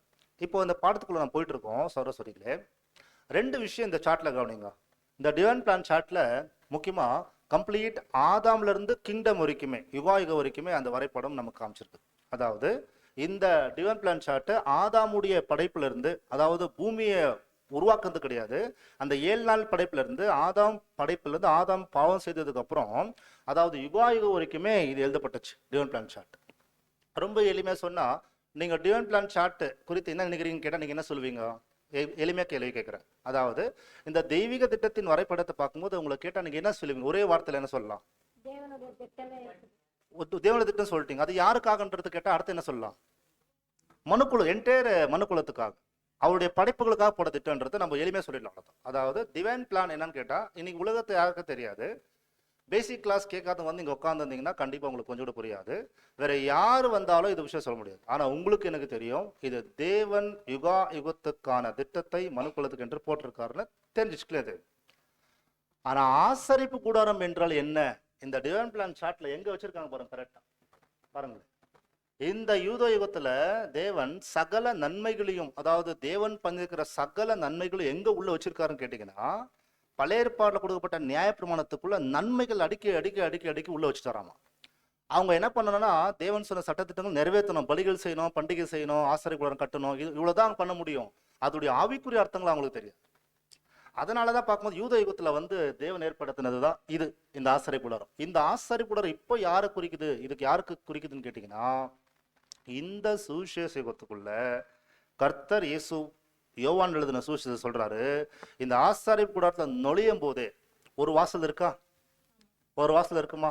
அப்போ புதிய ஏற்பாடுல கர்த்தர் எப்படி ரிவீல் பண்றாரு கேட்டீங்கன்னா, அந்த வாசல் நானே. பாத்தீங்களா? அப்ப என்ன பண்றாரு? ஒரு மிகப்பெரிய லிங்க் கொடுத்துரு. இது எல்லாருக்குமே புரியாது. ஆவினால் ஜெனிப்பிக்கப்பட்டவங்களுக்கு மாற்றதா என்னவோ ஒரு விஷயம் பைபிள்ல மிக முக்கியமான சத்தியம் பதிவு செய்யப்பட்டிருக்கின்றது தெரிஞ்சுக்க முடியும். அதுல சகோதரர்களே, அங்க அந்த வாசல் நான் தான் என்று ரொம்ப அருமையான வார்த்தை அந்த இடத்துல பேசியிருக்காரு சகோதரர்களே. அப்போ யோவான் 10 அதிகாரம் 7 வசனத்தை நீங்க வாசிச்சிருங்க. யோவான் எழுதின சுவிசேஷம் 10 அதிகாரம் 7 வசனத்தை வாசிங்க. ஆதலால் இயேசு மறுபடியும் அவர்களை நோக்கி, நானே ஆடுகளுக்கு வாசல் என்று மெய்யாகவே மெய்யாகவே உங்களுக்கு சொல்லுகிறேன். எனக்கு முன்னே வந்த நானே ஆடுகளுக்கு மெய்யாகன வாசல். பாத்தீங்களா? அப்போ அந்த வாசல் சொல்லி க்ளூ கொடுத்துட்டாரு. அவ்வளவுதான். டீட்டெயில் ஆசிரியர் கூடாரத்தை பத்தி அதுக்கப்புறம் பேசல அவரு. ஆனா அவர் க்ளூ கொடுத்துட்டாரு. அந்த க்ளூவை பிடிச்சது யார் பாத்தீங்கன்னா, ரூட் பிடிச்சது யார் பாத்தீங்கன்னா, அப்போஸ்தலன் பவுல். அதனால அப்போஸ்தலன் பவுலோட ரேட்டிங்ஸ் நீங்க கேட்டீங்கன்னா, அப்போஸ்தலன் பவுலுடைய ரேட்டிங்ஸ்ல அதிகமா எது பத்தி இருக்கும் பாத்தீங்கன்னா, பலிகள், பண்டிகைகள், காணிக்கைகள், ஆசாரி கூடாரத்தை பத்தி அதிகமா எழுதியிருப்பார். அதில் தான் எபிரேயர் புத்தகமே எதுக்கு எழுதப்பட்டிருக்குன்னு நோட் பண்ணிட்டீங்கன்னா, எபிரேயர் புத்தகம் முழுக்க முழுக்க எழுதப்பட்டது பழைய ஏற்பாடுல எபிரேய ஜனங்களுக்கு எதெல்லாம் கொடுக்கப்பட்டிருக்குதோ அதுக்கு மேலான இடத்துல இயேசு கிறிஸ்து இருக்காருன்றது சொல்லப்பட்டிருக்குது. அடுத்து அந்த எபிரேயர் 9 அதிகாரத்துல தான் இது ஆசாரிய கூடாரத்தை பத்தி வருது. ஆசாரிய கூடாரத்தை பத்தி ரொம்ப டீட்டெயிலா 9 அதிகாரத்துல பேசுறாரு. அதுல பேசும்போது ஒரு வார்த்தை மட்டும் படிச்சிடலாம். அதாவது அந்த இடத்துல அவர் சொல்லக்கூடிய வார்த்தை படிச்சிடலாம். எபிரேயர் 9 அதிகாரம் 9 வசனம் வாசிங்க. எப்ரூஸ் சாப்டர் 9 verses 9 வசனம் வாசிங்க. எபிரேயர் 9 அதிகாரம் 9வது வசனம். அந்த கூடாரம் இக்காலத்திற்கு உதவுகிற ஒப்பனையா இருக்கிறது. அதற்கேற்றபடி செலுத்தப்பட்டு வருகிற காணிக்கைகளும் பலிகளும் ஆராதனை செய்கிறவனுடைய மனசாட்சியை பூரணப்படுத்தக்கூடியவைகள். அப்படின்னா அந்த கூடாரம் இப்பொழுது இருக்கக்கூடிய தேவனுடைய ஜனங்களுக்கு ஒரு ஆவிக்குரிய ஒப்பனையாக இருக்கிறது. மேலெல்லாம் பார்த்துட்டு வந்தீங்கன்னா சொல்லுவாங்க, ஆசாரி கூடாரத்துல அங்க தூப கலசம் இருந்துச்சு, தூபப்பீடம் இருந்துச்சு, அங்க குத்துவிளக்கு இருந்துச்சு, அங்க சமூகத்தின் அப்பம் இருந்துச்சுன்னு சொல்லிட்டு வருவாரு. ஆனா அது எல்லாமே நான் ஒவ்வொன்றையும் இப்பொழுது விவரிக்க முடியாது என்பதை அவர் சொல்லிடுறார். ஆனா அவர் சொல்லி முடிச்ச அதுக்கான விளக்கம் தான் பார்த்தீங்கன்னா 7ஆம் தூதன் மூலமாக ரொம்ப அருமையா வாக்குதத்தின்படி அந்த ஆசிரியர் கூடாரத்தோட ரகசியம் வெளிப்பட்டிருக்கு. ஆண்டன் ஃப்ரை என்னக்கூடிய ஒரு மூத்த சகோதரர், பைபிள் ஸ்காலர் சொல்லி பார்த்தீங்கன்னா, அவர் என்ன பண்றாருன்னா, நம்ம படிக்கிற இல்லையா வனாந்தர பயண புத்தகம் படிக்கிற பார்த்தீங்களா, அந்த வனாந்தர பயண புத்தகத்தை படிக்கிற அந்த ஒரு எழுதக்கூடிய அந்த மூத்த சகோதரர் தான் வனாந்தர பயணத்தை முடிச்சதுக்கு அப்புறம் உடனடி அவருக்கு என்ன ஃபீல் ஆகுது பார்த்தீங்கன்னா, என்னவோ விஷயம் இதுல இருக்கு ஆசாரிய கூடாரத்தை பத்தி படிக்கும்போது தான் ஆசாரிப்பு கூடாரத்தை பத்தி எழுதுறாரு அவர். அதனாலதான் நம்ம வேத மாதருக்குள்ள அதிகபட்சம் எடுத்திருக்கிற பாடம் எதுவாக இருக்கும் பார்த்தீங்கன்னா ஆசாரிய கூடாரத்தை பத்தி. அதனால நமக்கு நீங்க தனிப்பட்ட வீட்டிலே ஸ்டடி பண்ணா நமக்கும் அந்த புக்கெல்லாம் வந்திருக்குது சோரசோரிகளே. ஆசாரிய கூடாரத்தை பத்தி நம்ம தொடர்ந்து தேவசத்துல பார்க்கலாம். ஆனா ஆசாரிய கூடாரம் என்பது ஒரு லைஃப் ஆஃப் கிரைஸ்ட் புத்தகம் நீங்க பாத்தீங்கன்னா பெருசு இருக்கும். அந்த அளவுக்கு அவ்வளவு பெருசு இங்கிலீஷ்ல எழுதப்பட்டிருக்கு. அதனால ஏகப்பட்ட விஷயங்களை பிடிச்சு பிடிச்சு பிடிச்சு ஒவ்வொரு விஷயத்தையும் ஸ்டடி பண்ணிருக்கிறாங்க. அப்படி பார்த்த அந்த ஒரு ஆசாரிய கூடாரத்துல எத்தனை ஸ்டேஜ் இருக்கு, அதாவது எத்தனை விதமான அந்த ஒரு ஆசாரி கூடாரத்துல எத்தனை விதமான வகுப்பு இருக்குன்னு கேட்டீங்கன்னா, அதுல 3 ஸ்டேஜ் இருக்குன்றது நம்ம அநேக பாடத்துல பார்த்திருக்கோம். அநேக பாடத்துல என்ன பார்க்குறோம் பார்த்தீங்கன்னா, பேசிக்கா பார்க்கும்போது கூட ஆசாரிய கூடாரம் என்பது 3 நிலையை தாண்டி வர வேண்டியதுன்றது நம்ம பார்த்திருக்கோம். ஆனா 3 நிலையை தாண்டி வருவது என்பதையும் நாம் பார்த்திருந்தாலும் பிரியமான சகோதரர்களே, ஒவ்வொரு நிலையிலையும் ஒவ்வொன்று விசேஷமாக அந்த இடத்துல பதிவு செய்யப்பட்டிருக்கும். அதாவது ஆசாரிய கூடாரம் என்பது நம்ம இந்த சார்ட்ல பாக்குற மாதிரி முதலாவது பிரகாரம் அந்த இடத்துல அங்க இருக்கும் இல்லைங்களா. அதுக்கு நம்ம ஆங்கிலத்துல கோர்ட்னு சொல்லுவோம். ஸோ பிரகாரத்துல கூட பார்க்கும்போது அநேக விதமான மரங்களை கொண்டு தூண்கள் வச்சிருப்பாங்க அந்த இடத்துல. நம்ம நேரடி எங்க போயிடுவோம் பாத்தீங்கன்னா, பொதுவா பாடத்துல ஆசாரிய கூடாரத்துல ஒரு பலிப்பீடம் இருந்துச்சு, அதுக்கப்புறம் தண்ணீர் தொட்டி இருந்துச்சு நம்ம பாடத்துல பார்ப்போம் இல்லைங்களா. பொதுவாக தான் பார்ப்போம். அடுத்து நெக்ஸ்ட் நம்ம என்ன பார்த்துறோம் பார்த்தீங்கன்னா, சரஸ்வரிகளே ஆசாரிய கூடாரத்துல தண்ணீர் தொட்டி இருந்துச்சு. அந்த தண்ணீர் தொட்டில அவங்க என்ன பண்ணுவாங்கன்னா தங்களை சுத்திகரிச்சுவாங்கன்றது நான் பார்த்துருவோம். அடுத்து அந்த ஆசாரிய கூடாரத்துக்குள்ள போறதுக்கு முன்னாடி அந்த பலிப்பீடம் இருந்துச்சுன்றது நம்ம என்ன பண்ணுவோம் பொதுவாக பார்ப்போம். பலிப்பீடம் என்பது என்னன்னு பார்க்கும்போது மீட்கும் பொருள் குறியதுன்றது அநேக பாடத்துல பார்த்துருப்போம். அப்போ இந்த பலிப்பீடம் என்பது கர்த்தராக இயேசு கிறிஸ்துடைய மீட்கும் பொருளை குறிக்குதுன்றது நான் பாடத்துல பார்த்துருக்கிறோம். அந்த வாசல் இயேசு கிறிஸ்து, பலிப்பீடமும் இயேசு கிறிஸ்துடைய மீட்கும் பொருள். அந்த தண்ணீர் தொட்டி எது குறிக்குதுனாக்கா, நம்முடைய பாவங்களை போகக்கூடிய திருவசனத்தினால் நம்முடைய பாவத்தை போக்குறோம். எப்படி பேசிக் கிளாஸ் கேட்கும்போது அநேக சத்தியத்தை நம்ம பெற்றுக்கொள்ள நமக்குள்ள இருக்கிற குறைகள் தெரியும், பொய்க்கும் உண்மைக்கும் வித்தியாசம் தெரியும். அதெல்லாம் நம்ம பேசிக்கலா பார்த்துருக்கிறோம். பட் நம்முடைய பாடம் என்னன்னு கேட்டீங்கன்னா, இன்னைக்கு இதுல ஆவினால் ஜெனிப்பிக்கப்பட்ட அந்த ஒரு நிலையானது 3 விதமா இந்த இடத்துல வெளிப்பட்டிருக்கு. ஆசாரிப்பு கூடாரத்திலேயே 3 நிலையில நமக்கு தேவன் அருமையா அங்க கைட் பண்ணியிருக்கிறாரு. அப்ப இந்த பரிசுத்த ஸ்தலத்துல என்ன இருக்குன்னு கேட்டீங்கன்னா பாருங்க, பரிசுத்த ஸ்தலத்துல என்ன இருக்குது நம்ம பொதுவா பார்க்கும்போது பார்க்குறோம், 3 முக்கியமான பொருள் இருக்கும் இல்லைங்களா. நான் இது கொஞ்சம் ஃபாஸ்டா போயிடுறேன், நமக்கு தெரிஞ்ச விஷயம் தான். பரிசுத்த ஸ்தலத்து என்பது ஹோலி பிளேஸ் இல்லைங்களா. அங்க என்ன இருக்குன்னு கேட்டீங்கன்னா பாருங்க, முதலாவது அங்க வந்து குத்துவிளக்கு இருக்கும், சமூகத்தின் அப்பம் இருக்கும், அங்க வந்து தூபபீடம் இருக்கும். இதுக்குள்ள யார் தான் வாசம் செய்வாங்கன்னு கேட்டீங்கன்னா சௌரஸ்வரிகளே, இந்த பரிசுத்த ஸ்தலத்துக்குள்ள யார் மாற்ற போக முடியும்? லேவியர்கள், ஆசாரியர்களா? ஆசாரியர்கள் வந்து அந்த இடத்துல போயிட முடியும். அப்போ ஆசாரியர்கள் அதுக்குள்ள போயிட்டாங்கன்னா அவங்களுடைய வாசஸ்தலம் அதுதான். அப்படின்னா இந்த ஒரு பிரகாரம், அதுக்கப்புறம் பரிசுத்த ஸ்தலம், அதுக்கப்புறம் மகா பரிசுத்த ஸ்தலம். அதாவது அந்த மகா பரிசுத்த ஸ்தலத்துக்குள்ள என்ன இருக்குன்னு கேட்டீங்கன்னா ஒரு மிகப்பெரிய ஒரு ஆச்சரியமான உண்மை பார்க்கும்போது அதுல உடன்படிக்கையின் பெட்டி அதுக்குள்ள இருக்கும். அந்த உடன்படிக்கையின் பெட்டி தான் மிக முக்கியமானது ஆசாரிய கூடாரத்துல. அந்த உடன்படிக்கையின் பெட்டி எதை குறிக்குதுன்னா தேவனுடைய தெய்வீக குணாதிசயங்கள், அந்த நீதி, ஞானம், அன்பு, வல்லமை, அதுக்குள்ள மறைஞ்சிருக்கிற மன்னா, அதுக்குள்ள மறைஞ்சிருக்கிற நியாயப்பிரமாணம், அதுக்குள்ள இருக்கக்கூடிய மிக முக்கியமானது ஆரோனுடைய தொழிற்கோல். கவனிங்க, இது 3 முக்கியம். என்னன்னு பார்த்தீங்கன்னா மன்னா, ஆரோனுடைய தொழிற்கோல், அதுக்கப்புறம் நியாயப்பிரமாணம். இது குறிக்குது, கிறிஸ்துவை குறிக்குது, தலையாக இயேசு கிறிஸ்துவை குறிக்குது. அந்த ஒரு தெய்வீக சுபாவத்துக்குள்ள இருக்கிற கர்த்தர் இயேசுடைய ஒரு நிலைப்பாடு என்பது அந்த ஒரு உடன்படிக்கை குட்டிக்குள்ள எவ்வளவோ ரகசியம் இருக்குது சரஸ்வரிகள். இது எல்லாமே அநேக கோணத்துல நம்ம பாடங்களை பார்த்துருக்கிறோம். பட் இந்த கூடாரத்துல அநேக பொருட்கள் இருந்தாலும் அதை எந்த மாதிரி நிக்க வைப்பாங்க, கூடாரத்தை எதை வச்சு நிக்க வைப்பாங்க பார்த்தீங்கன்னா சில தூண்கள் வந்து அந்த இடத்துல இருக்கும். பாருங்க இந்த ஸ்லைட்ல நீங்க பாருங்க, தூண்கள் வந்து அந்த இடத்துல கூடாரத்துல இருக்கும். அந்த தூண்கள் தான் இப்போ நம்ம இன்னைக்கு பாடத்துல எளிமையா பார்த்துட்டு நம்ம நெக்ஸ்ட் பாடத்துக்கு போக போறோம். அதாவது இது ரொம்ப முக்கியமானது. இந்த தூண்கள் வந்து பார்க்கும்போது சௌரஸ்வரிகளை பிரகாரத்துல அநேக விதமான அந்த ஒரு கிட்டத்தட்ட 20க்கு 20 நூலத்துக்கு இருக்கும். அங்க அநேக தூண்கள் வந்து வச்சிருப்பாங்க. அந்த தூண்கள் வைக்கும்போது அதை கிளாத்து கூட உங்களுக்கு தெரியும், அங்க அந்த கிளாத்தோட சேர்த்து தான் கட்டி வருவாங்க. ஆனா இந்த தூணை வைக்கும்போது நம்ம என்ன பண்ணோம் பார்த்தீங்கன்னா ஏதோ ஒரு ஆதாரத்துல வச்சிருப்பாங்க இல்லையா. ஒரு தூண் நிக்க வைக்கிறாங்கன்னா அது ஏதோ ஒரு ஆதாரத்தில் நிக்க வச்சிருப்பாங்கல்ல, நம்ம என்ன சொல்லலாம், பீடங்கள் சொல்லலாம். பீடங்கள் மேல ஒரு பீடத்துக்குள்ள என்ன பண்ணுவாங்கன்னா அந்த தூணை வைப்பாங்க.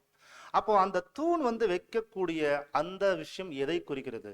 ரொம்ப எளிமையா புரிஞ்சுக்கணும்னா பிரகாரத்துக்கும் தூண் இருக்கு, பரிசுத்த ஸ்தலத்துக்கும் தூண்கள் இருக்கு, மகா பரிசுத்த ஸ்தலத்துக்கும் தூண்கள் இருக்கு. அப்ப எல்லா இடத்துக்கும் என்ன இருக்கு பாத்தீங்கன்னா தூண்கள் இருக்கு சரஸ்வரிகள்.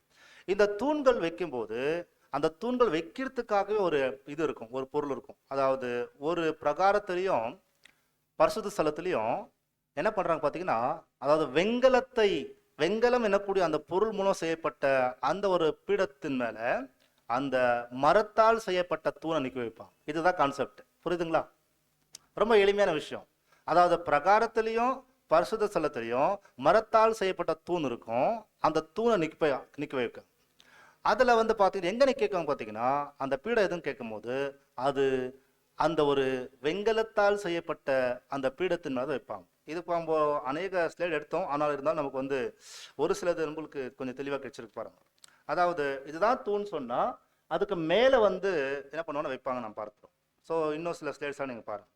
ஒவ்வொரு தூணும் வைக்கும்போது அதற்கு ஆதாரமாக வெங்கல, அதாவது கீழே பீடமா வைப்பாங்க, நம்ம பார்க்கிறோம் சரஸ்வதி. சில ஸ்லைட்ஸ் எல்லாம் அப்படியே பாருங்க, கீழே பேஸ்மெண்ட்ல பாத்தீங்கன்னா அந்த வெங்கல தூண் வச்சிருப்பாங்க. இப்போ நம்மளுடைய பாடத்துக்குள்ள நம்ம போயிட்டு இருக்கிறோம். இப்போ நம்ம எல்லாரும் பாவிகள் முதலாவது இல்லைங்களா. இந்த பாவிகளாகி நம்மள இயேசு கிறிஸ்துடைய நீதி வஸ்திரத்தினால அவருடைய புண்ணியத்தினால நம்மளை இயேசு கிறிஸ்து மூலமா தேவன் எப்படி ஏற்றுக்கொள்கிறார், நம்மள அவருடைய பிள்ளைகளாகவும் நீதிமான நிலைக்கு எப்படி வரும். கவனிங்க, பாவிகளாகி நம்ம தேவனை மீட் பண்ண முடியாதுன்றது பேசிக்கா பார்த்துருக்கிறோம். ஆனா பாவிகளை தேவன் சந்திக்க முடியாதுன்னா நீதிமானதான் தேவன் சந்திக்க முடியும். தேவனுடைய உறவு நீதிமன்றதா இருக்கும். அது எப்படி மாறுது, எப்படி நடக்குது என்ற விஷயத்தை வெளிப்படுத்துவதற்காக தான் ஆசாரி கூடாரத்துக்குள்ள ரகசியமா பணித்து வச்சிருக்கார் தேவன். இதுக்காக தான் அப்போஸ்தலன் பவுல் சொல்றாரு, வேத வாக்கியங்களே ஜென்ம சுபாவமான மனுஷன் புரிஞ்சுக்க முடியாது. ஏன் அங்க மரத்துல வச்சாங்க, அது கீழே ஏன் தூண் கொடுத்தாங்க, அதாவது அந்த பீடத்துல வந்து ஏன் வெங்கலத்துல வச்சாங்க, அதெல்லாம் சும்மா ஏன் வச்சுட்டு போனாங்கன்றது பொதுவா அதை வச்சுதான் இன்னைக்கு உலகத்துல எல்லா கோயிலும் கட்டியிருக்காங்க. ஆனா இதுல ஆவிக்குரிய அர்த்தம் இருக்குதுன்றது ரொம்ப பேருக்கு தெரியாது. அதான் அப்போஸ்தலன் பவுல் சொல்றாரு 1 கொரிந்தியர் 2ஆம் அதிகாரத்துல என்ன சொல்றாருன்னா, நம்ம பார்க்கக்கூடிய விஷயத்த பார்க்க போறோம். இது தேவனுடைய ஆழங்கள்னு சொல்றாரு, காட்ஸ் உடைய டீப், அதான் ரொம்ப ரொம்ப ஆழமான சத்தியங்கள் இது எல்லாமே. அதனால பார்க்கும்போது இது ஜென்ம சுபாவம் மனுஷனுக்கு புரியாதுன்றா. 2 வசனம் வாசிக்கலாம். 1 கொரிந்தியர் 2ஆம் அதிகாரம் 14ஆம் வசனம் வாசிக்கலாம். 1 கொரிந்தியர் 2ஆம் அதிகாரம் 14ஆம் வசனம் வாசி. ஜென்ம சுபாவான மனுஷனே ம். தேவனுடைய ஆவிக்குரியவைகளை ஏற்றுக்கொள்ளான். ஜென்ம சுபாவமான மனுஷன் தேவனுடைய ஆவிக்குரியவர்களை ஏற்றுக்கொள்ளான். அவங்களுக்கு புரியாது, என்ன நீங்க ஸ்டடி பண்றீங்கன்னு கேட்பாங்க. அதன் அடுத்து நெக்ஸ்ட் வாசிங்க. அவைகள் அவனுக்கு பைத்தியமாக தோன்றும். பாத்தீங்களா, பைத்தியமா தோன்றும். இந்த மரக்கட்டனா என்ன, அதை கீழே வச்சிருக்கிற அந்த வெங்கலனா என்ன, இதெல்லாம் எதுக்கு ஆராய்ச்சி பண்றீங்கன்னா பைத்தியக்காரமா தோணும். ஆனா தேவனுடைய பிள்ளைகளுக்கு நீங்க பாத்தீங்கன்னா வாசிங்க அடுத்து. அவைகள் ஆவிக்கேற்ற பிரகாரமாய் ஆராய்ந்து நிதானிக்கப்படுகிறவைகளால். ஆவிக்குரிய விஷயங்கள், அது ஆவிக்கேற்றபடி அதை ஆராய்ந்து பார்க்க போனா அடுத்த நெக்ஸ்ட். அவைகள் அறிய மாட்டான். பாத்தீங்களா, அதனால இது என்னன்னு கேட்டீங்கன்னா, இந்த டாபர்னக்கல் என்பது கூடாரத்துல 3 இடங்கள்லயும் பில்லர்ஸ் வந்திருக்குது. நீங்க நோட் பண்ண வேண்டிய விஷயம் என்னன்னா, பிரகாரத்துல வந்திருக்கிற பில்லர், அந்த தூண்கள் எதை குறிக்கிறது, நோட்ஸ்ல ரொம்ப டீட்டெயிலா வரும், பார்க்கலாம். அடுத்த 2வது பாத்தீங்கன்னா பரிசுத்த ஸ்தலத்துல வரக்கூடிய பில்லர்ஸ், அதை எது குறிக்கிறது, மகா பரிசுத்த ஸ்தலத்துல வரக்கூடிய பில்லர்ஸ் எது குறிக்கிறது, நம்ம டீட்டெயிலா பார்க்கலாம். அதுல பார்க்கும்போது சொல்ற ஆவிக்குரிய விஷயங்களை ஜென்மசோக மனுஷன் புரிஞ்சுக்க மாட்டான். ஆனா இது என்னன்னு கேட்டா, தேவனுடைய ஆழங்கள். தேவன் ஒருத்தர் இருக்கிறாருன்னா அவருக்கு ஒரு ஆழம் இருக்கு பாத்தீங்களா, டீப் இருக்கு பாத்தீங்களா. அது என்னன்னு கேட்டா 1 கொரிந்தியர் 2ஆம் அதிகாரத்துல 10ஆம் வசனம் 16ஆம் வசனத்துல வாசிக்கிறோம். 1 Corinthians chapter 2 verses 10 and 11 வசனம் வாசிக்கலாம். நமக்கோ தேவன் அவைகளை தமது ஆவியினாலே வெளிப்படுத்தினார். அந்த ஆவியானவர் எல்லாவற்றையும் தேவனுடைய ஆழங்களையும் ஆராய்ந்து இருக்கின்றார். மனுஷனில் உள்ள ஆவியன்றி மனுஷரில் எவன் மனுஷனுக்குரியவைகளை அறிவான்? அப்படி போல தேவனுடைய ஆவியின்றி ஒருவனும் தேவனுக்குரியவைகளை அறிய மாட்டான். சகோதர சகோதரிகளே, தேவனுடைய ஆழங்களை அறிந்து கொள்வதற்கு யாராலையும் முடியாது. எப்படி தேவன் நம்மளை பத்தி நமக்கு மாற்றம் தெரியுமோ, அதே போல தேவனை பத்தி தேவனுக்கு மாற்றம் தான் தெரியும். ஆனா அந்த ரகசியங்களை தேவன் சில பேருக்கு மாற்றமே ஆவினால் ஜெபிக்கப்படக்கூடியவங்களுக்கு இந்த வாய்ப்பை ஏற்படுத்தி கொடுக்குறார். அதனால சகோதர சகோதரிகளே, இந்த ஒரு வெங்கலத்துல பலிபீட, அந்த வெங்கல பீடத்தின் மேல ஒரு மரக்கட்டையை வைத்து அந்த கூடாரத்தை கட்டுறாங்க. பிரகாரத்துல 20 கட்டுறாங்க. அப்ப நம்முடைய கேள்வி என்ன பாத்தீங்கன்னா, அந்த கூடாரத்துல வைக்கப்பட்ட மரத்தால் செய்யப்பட்ட அந்த மரமும் அந்த வெங்கல பீடமை எதை குறிக்குது, என்ன சொல்ல வரார் தேவன் கேட்டீங்கன்னா, ரொம்ப எளிமையான விஷயம். சார்ட்ல நான் படிக்கிறேன் பாத்தீங்களா, ஒரு 6 லெவல்ல இருக்கிற மனிதனுக்கும் தேவனுக்கும் சம்பந்தம் கிடையாது. ஆனா இந்த 6 லெவல்ல இருக்கக்கூடிய மனிதர்கள்லாம் பாவி, விழுந்து பண்ண சுபாவத்துக்கிறோம். நாம் என்னைக்கு இயேசு கிறிஸ்துவை ஏற்றுக்கொள்றோமோ, அவர் தான் என்ற ரட்சகனை ஏற்றுக்கொள்றோமோ, அப்போ ஒரு நிலைக்கு நம்ம கடந்து வரோம். பாவியுடைய நிலையிலிருந்து நீதிமான் நிலைக்கு கடந்து வரோம். கரெக்டுங்களா? ஆனா நம்ம ஆக்சுவலி பாவி தான். இந்த பாவத்துக்கு என்ன பண்றாருன்னா, ஆண்டவராகிய இயேசு கிறிஸ்துனுடைய விலையேறப்பட்ட ரத்தத்தினாலே ஒரு நீதி வஸ்திரம் கிடைக்குது. நம்முடைய பாவங்களை மூடுவதற்கு நீதி வஸ்திரம் கொடுக்குறாரு. கரெக்டுங்களா? ஆக்சுவலி நம்ம பாவி தான், ஆனா மூடப்படுகிறோம். என்னது? அவருடைய நீதி வஸ்திரத்துல மூடப்படுகிறோம்.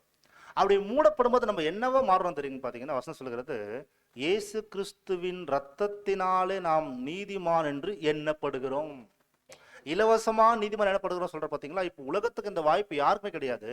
அப்ப இந்த சர்ச் கிளாஸ், இந்த சுவிசேஷ யுகத்துல யார் மாற்றம் தான் அந்த நிலைக்கு வராங்கன்னா, ஜஸ்டிபிகேஷன் என்ற ஒரு ஸ்டேஜ் வராங்க பாத்தீங்களா, அவங்க யாருன்னு பாத்தீங்கன்னா, இயேசு கிறிஸ்துவை ஏற்றுக்கொள்ளக்கூடிய நபர்கள் தான் நீதிமான் என்றதை நான் பேசிக்கா பார்த்துருக்கோம். அப்படின்னா இந்த உண்மை எங்க வெளிப்படுத்துறாருன்னு பார்க்கும்போது, அதே ஆசாரி கூடாரத்துல வெளிப்படுத்துறாரு. இப்ப பாருங்களேன், இப்ப உதாரணத்துக்கு மரக்கட்டை வச்சு நம்ம இருக்காங்கன்னா, மரத்தை தான் தூணா வச்சிருக்கிறாங்க. ஒவ்வொரு மரக்கட்டை தான் வச்சு லைனா வச்சிருக்கிறாங்க. இப்போ அது எந்த அடிப்படையில வைக்கப்பட்டிருக்கு பாத்தீங்கன்னா, அந்த தாம்பரம், அது தமிழ்ல சொல்லி பார்த்தோன்னா வெங்கலத்தின் பீடத்தின் மேல நிக்க வைக்கிறாங்க. அப்ப இங்க என்ன சொல்ல வராரு ஆசிரியர் பாத்தீங்கன்னா, வெங்கலம் எதை குறிக்குது, மரம் எதை குறிக்குது என்பதை நீங்க கேட்டீங்கன்னா, ஃபர்ஸ்ட் டைம் நீங்க இதை பத்தி கேட்கறீங்க. அநேக படத்தோட சோறுங்க எடுத்துருக்காங்க. அப்போ இந்த மரக்கட்டை எதை குறிக்குது, இந்த மரக்கட்டையை கொண்டு போய் வெங்கலத்தின் பீடத்துல வைக்கிறாங்க. அதுதான் ஆதாரம், நிக்க வச்சுக்கிறாங்க. என்ன குறிக்கலாம் சொல்ற சொல்லி, வெங்கலம் எது குறிக்குதுங்களா? பரிபூர்ணம் குறிக்குது. ஓகே, இந்த வெங்கலம் எதுடைய சாயல் தெரியுங்களா? வெங்கலம் என்பது எதுடைய சாயல் பொதுவா? அதாவது அந்த கோல்டுடைய சாயல் தானே. அப்போ பைபிள்ல நம்ம படிக்கும் போது, மனிதன் முதலாக உருவாக்கப்படும் போது எப்படி உருவாக்கப்பட்டிருக்காரு? பரிபூர்ணமா. யாருடைய சாயல் உருவாக்கப்பட்டாரு? தேவன் எப்படி அழியாம இருந்து பரிபூர்ணமா தெய்வீக தன்மையில இருந்து, அவர் தேவனா இருந்து சர்வ லோகத்துக்கு ராஜாவா இருந்து நீதி ஞானம் அன்பு வல்லமையோடு இருக்கிறாரோ, காணப்படாத தேவனுடைய ஒரு சாயல் தான் யாருங்க? மனுஷன். கரெக்டுங்களா? அப்ப இந்த மனிதனை உருவாக்கும் போது தேவனுடைய சாயல் படி, அப்புறமா தேவனுடைய ரூபத்தின்படி உருவாக்கப்பட்டிருக்கு. கரெக்டுங்களா? அப்போ தேவ சாயல் தேவனுடைய ரூபத்தின்படி மனுஷன் உருவாக்கப்பட்டிருந்தாலும் அந்த மனுஷன் பாவம் பண்ணதுனால எங்க வந்துட்டார்? மனுஷன் எல்லாருமே விசாலமான வழி வந்தாச்சு, பாவத்துல வந்தாச்சு, மரணத்துக்கு வந்தாச்சு. இப்போ இந்த விழுந்து போன மனுக்குலத்துல யாருமே தேவ சாயல் கிடையாது இப்போ. ஆனா விழுந்து போன மனுக்குலத்திலிருந்து பாவிகளை இப்ப என்ன செய்யறாருன்னா இயேசு கிறிஸ்துவின் வெளிப்பட்ட ரத்தத்தினால நீதிமானாக்குறாரு.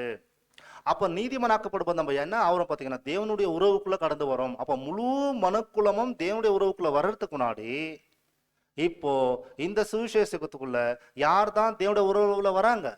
இயேசு கிறிஸ்துவை ஏற்றுக்கொண்டவர்கள். கரெக்டுங்களா? இப்ப நம்ம இன்னும் எளிமையா பார்த்துடலாம். யாரு இயேசு கிறிஸ்துவை ஏற்றுக்கொண்டு நீதிமானாக்கப்பட்டிருக்கிறோமோ அவங்களுக்கு என்ன பேர் பார்த்தீங்கன்னா ஒரு பரிபூர்ண நிலைக்குள்ள நாம் இப்பொழுது வருவதற்கான வாய்ப்பு ஏற்படுத்தப்பட்டிருக்கு. இன்னும் எளிமையா சொல்லப்போனா நீதிமான் நிலைக்குள்ள வந்திருக்கிறோம்.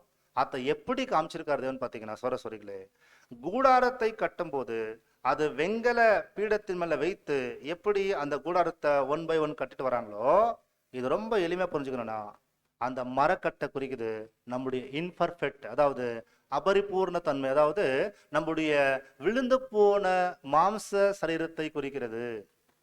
நம்ம ஏற்கனவே விழுந்து போன சபாவத்தை தான் இருக்கிறோம், இப்போ ஸ்டில் இப்போ இருக்கிறோம்.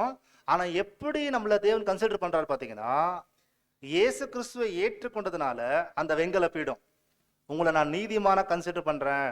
அதாவது நீங்க இப்பொழுது உங்களுடைய உறவை என்னிடத்துல ஏற்படுத்திக்கலாம் என்ற அந்த அருமையான வாய்ப்பை ஏற்படுத்தி கொடுக்குறார். அதான் பார்க்குறோம், வெங்கல பீடம் குறிக்குது பரிபூர்ண தன்மை.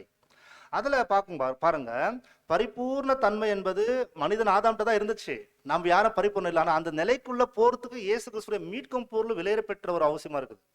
இதுல நம்ம இன்னும் கொஞ்சம் உள்ள போய் பார்த்தோம்னா சொல்லிக்கலே, நம்ம அத்தனை பேருமே இன்னைக்கு வரைக்கும் பெலவனத்துல இருக்கிறோம். நம்ம வந்து இன்பர்ஃபெக்ட் ஃபிளஷ்ல தான் இருக்கிறோம். ஆனா நமக்கு ஒரு நிலை கிடைக்கப்பட்டிருக்கு. என்ன நிலை பார்த்தீங்கன்னா, இந்த இயேசு கிறிஸ்து மூலமாக நீதிமான் நிலைக்குள்ள வந்திருக்கிறோம். ஏன் இந்த விஷயத்த நம்ம இங்க பார்த்துட்டு இருக்கிறோம்? என்ன காரணம் கேட்டீங்கன்னா, சகோதரர்களே, நாம் நீதிமானாக்கப்பட்ட நிலைக்குள்ள வந்திருக்கிறோம். மரம் நிற்கப்பட்டிருக்குது. அந்த வெங்கல பீடம் பார்த்தீங்கன்னா நாம் நீதிமான் நிலையில எண்ணப்பட்டிருக்கிறோம். ரொம்ப முக்கியமான ஒரு பகுதி நம்ம அந்த இடத்துல பார்த்துருக்கிறோம். அப்படின்னா இப்பேற்பட்ட ஒரு பாவிகளுக்கு கூடாரத்துக்குள் நுழைவதற்கு இந்த பாவின்ற நிலையிலிருந்து நீதிமான் நிலைக்குள்ள வந்திருக்கிறோம். அப்போ ஃபர்ஸ்ட் ஸ்டேஜ் இதுதான். ஆனா இப்போ இதே விஷயத்த எங்க காமிச்சிருக்காரு அடுத்து நீங்க கேட்டீங்கன்னா, ஆசாரிய கூடாரத்துல ஹோலி பிளேஸ்ல காமிச்சிருக்கிறார். அந்த ஒரு தூண்களை வசனம் வாசிக்கலாம் பாருங்க. யாத்திராகமம் 26ஆம் அதிகாரம் 37ஆம் வசனத்தை வாசிக்க கேட்கலாம். எக்ஸோடஸ் 26:37 வசனத்தை நம்ம வாசிக்க கேட்கலாம்.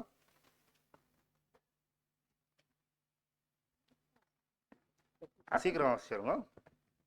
அந்த தொங்கு திரைக்கு சீத்தி மரத்தால் 5 தூண்களை செய்து அவைகளை பொன் தகட்டால் மூடி அவைகளுக்கு பொன் கொக்கிகளை உண்டாக்கி அவைகளுக்கு 5 வெண்கல பாதங்களை வார்ப்பிக்க கடவாய். பாத்தீங்களா? அப்போ இங்க என்ன சொல்ற பாத்தீங்கன்னா 5 அந்த தூண்கள் பத்தி இந்த இடத்துல பேசுறாரு.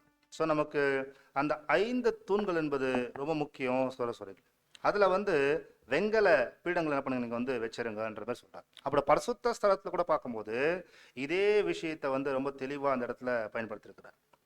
இங்க ஒரு இன்ட்ரெஸ்டிங்கான சத்தியம் இருக்கு சரஸ்வதி. ஆசாரி கூடாரத்துல இன்னொரு முக்கியமான சத்தியம் பதிவு செய்யப்பட்டிருக்குது. இப்ப பாருங்க, அந்த வெங்கல பீடத்துல 5 சித்தி மரத்தால் வைக்கப்பட்ட அந்த தூண்களை வச்சு மறைக்கணும். கரெக்டுங்களா? இப்போ இந்த ஆசாரி கூடாரத்தை கொஞ்சம் கவனிங்களேன். இந்த ஆசாரி கூடாரத்தை நீங்க பார்க்கும்போது பாருங்க, ஸ்லைட பாருங்க. இந்த ஆசாரிப்பு கூடாரத்துக்குள்ள நடக்கிற விஷயமே பொதுவா இஸ்ரேலுக்காக தான் நடக்கும். கரெக்டுங்களா?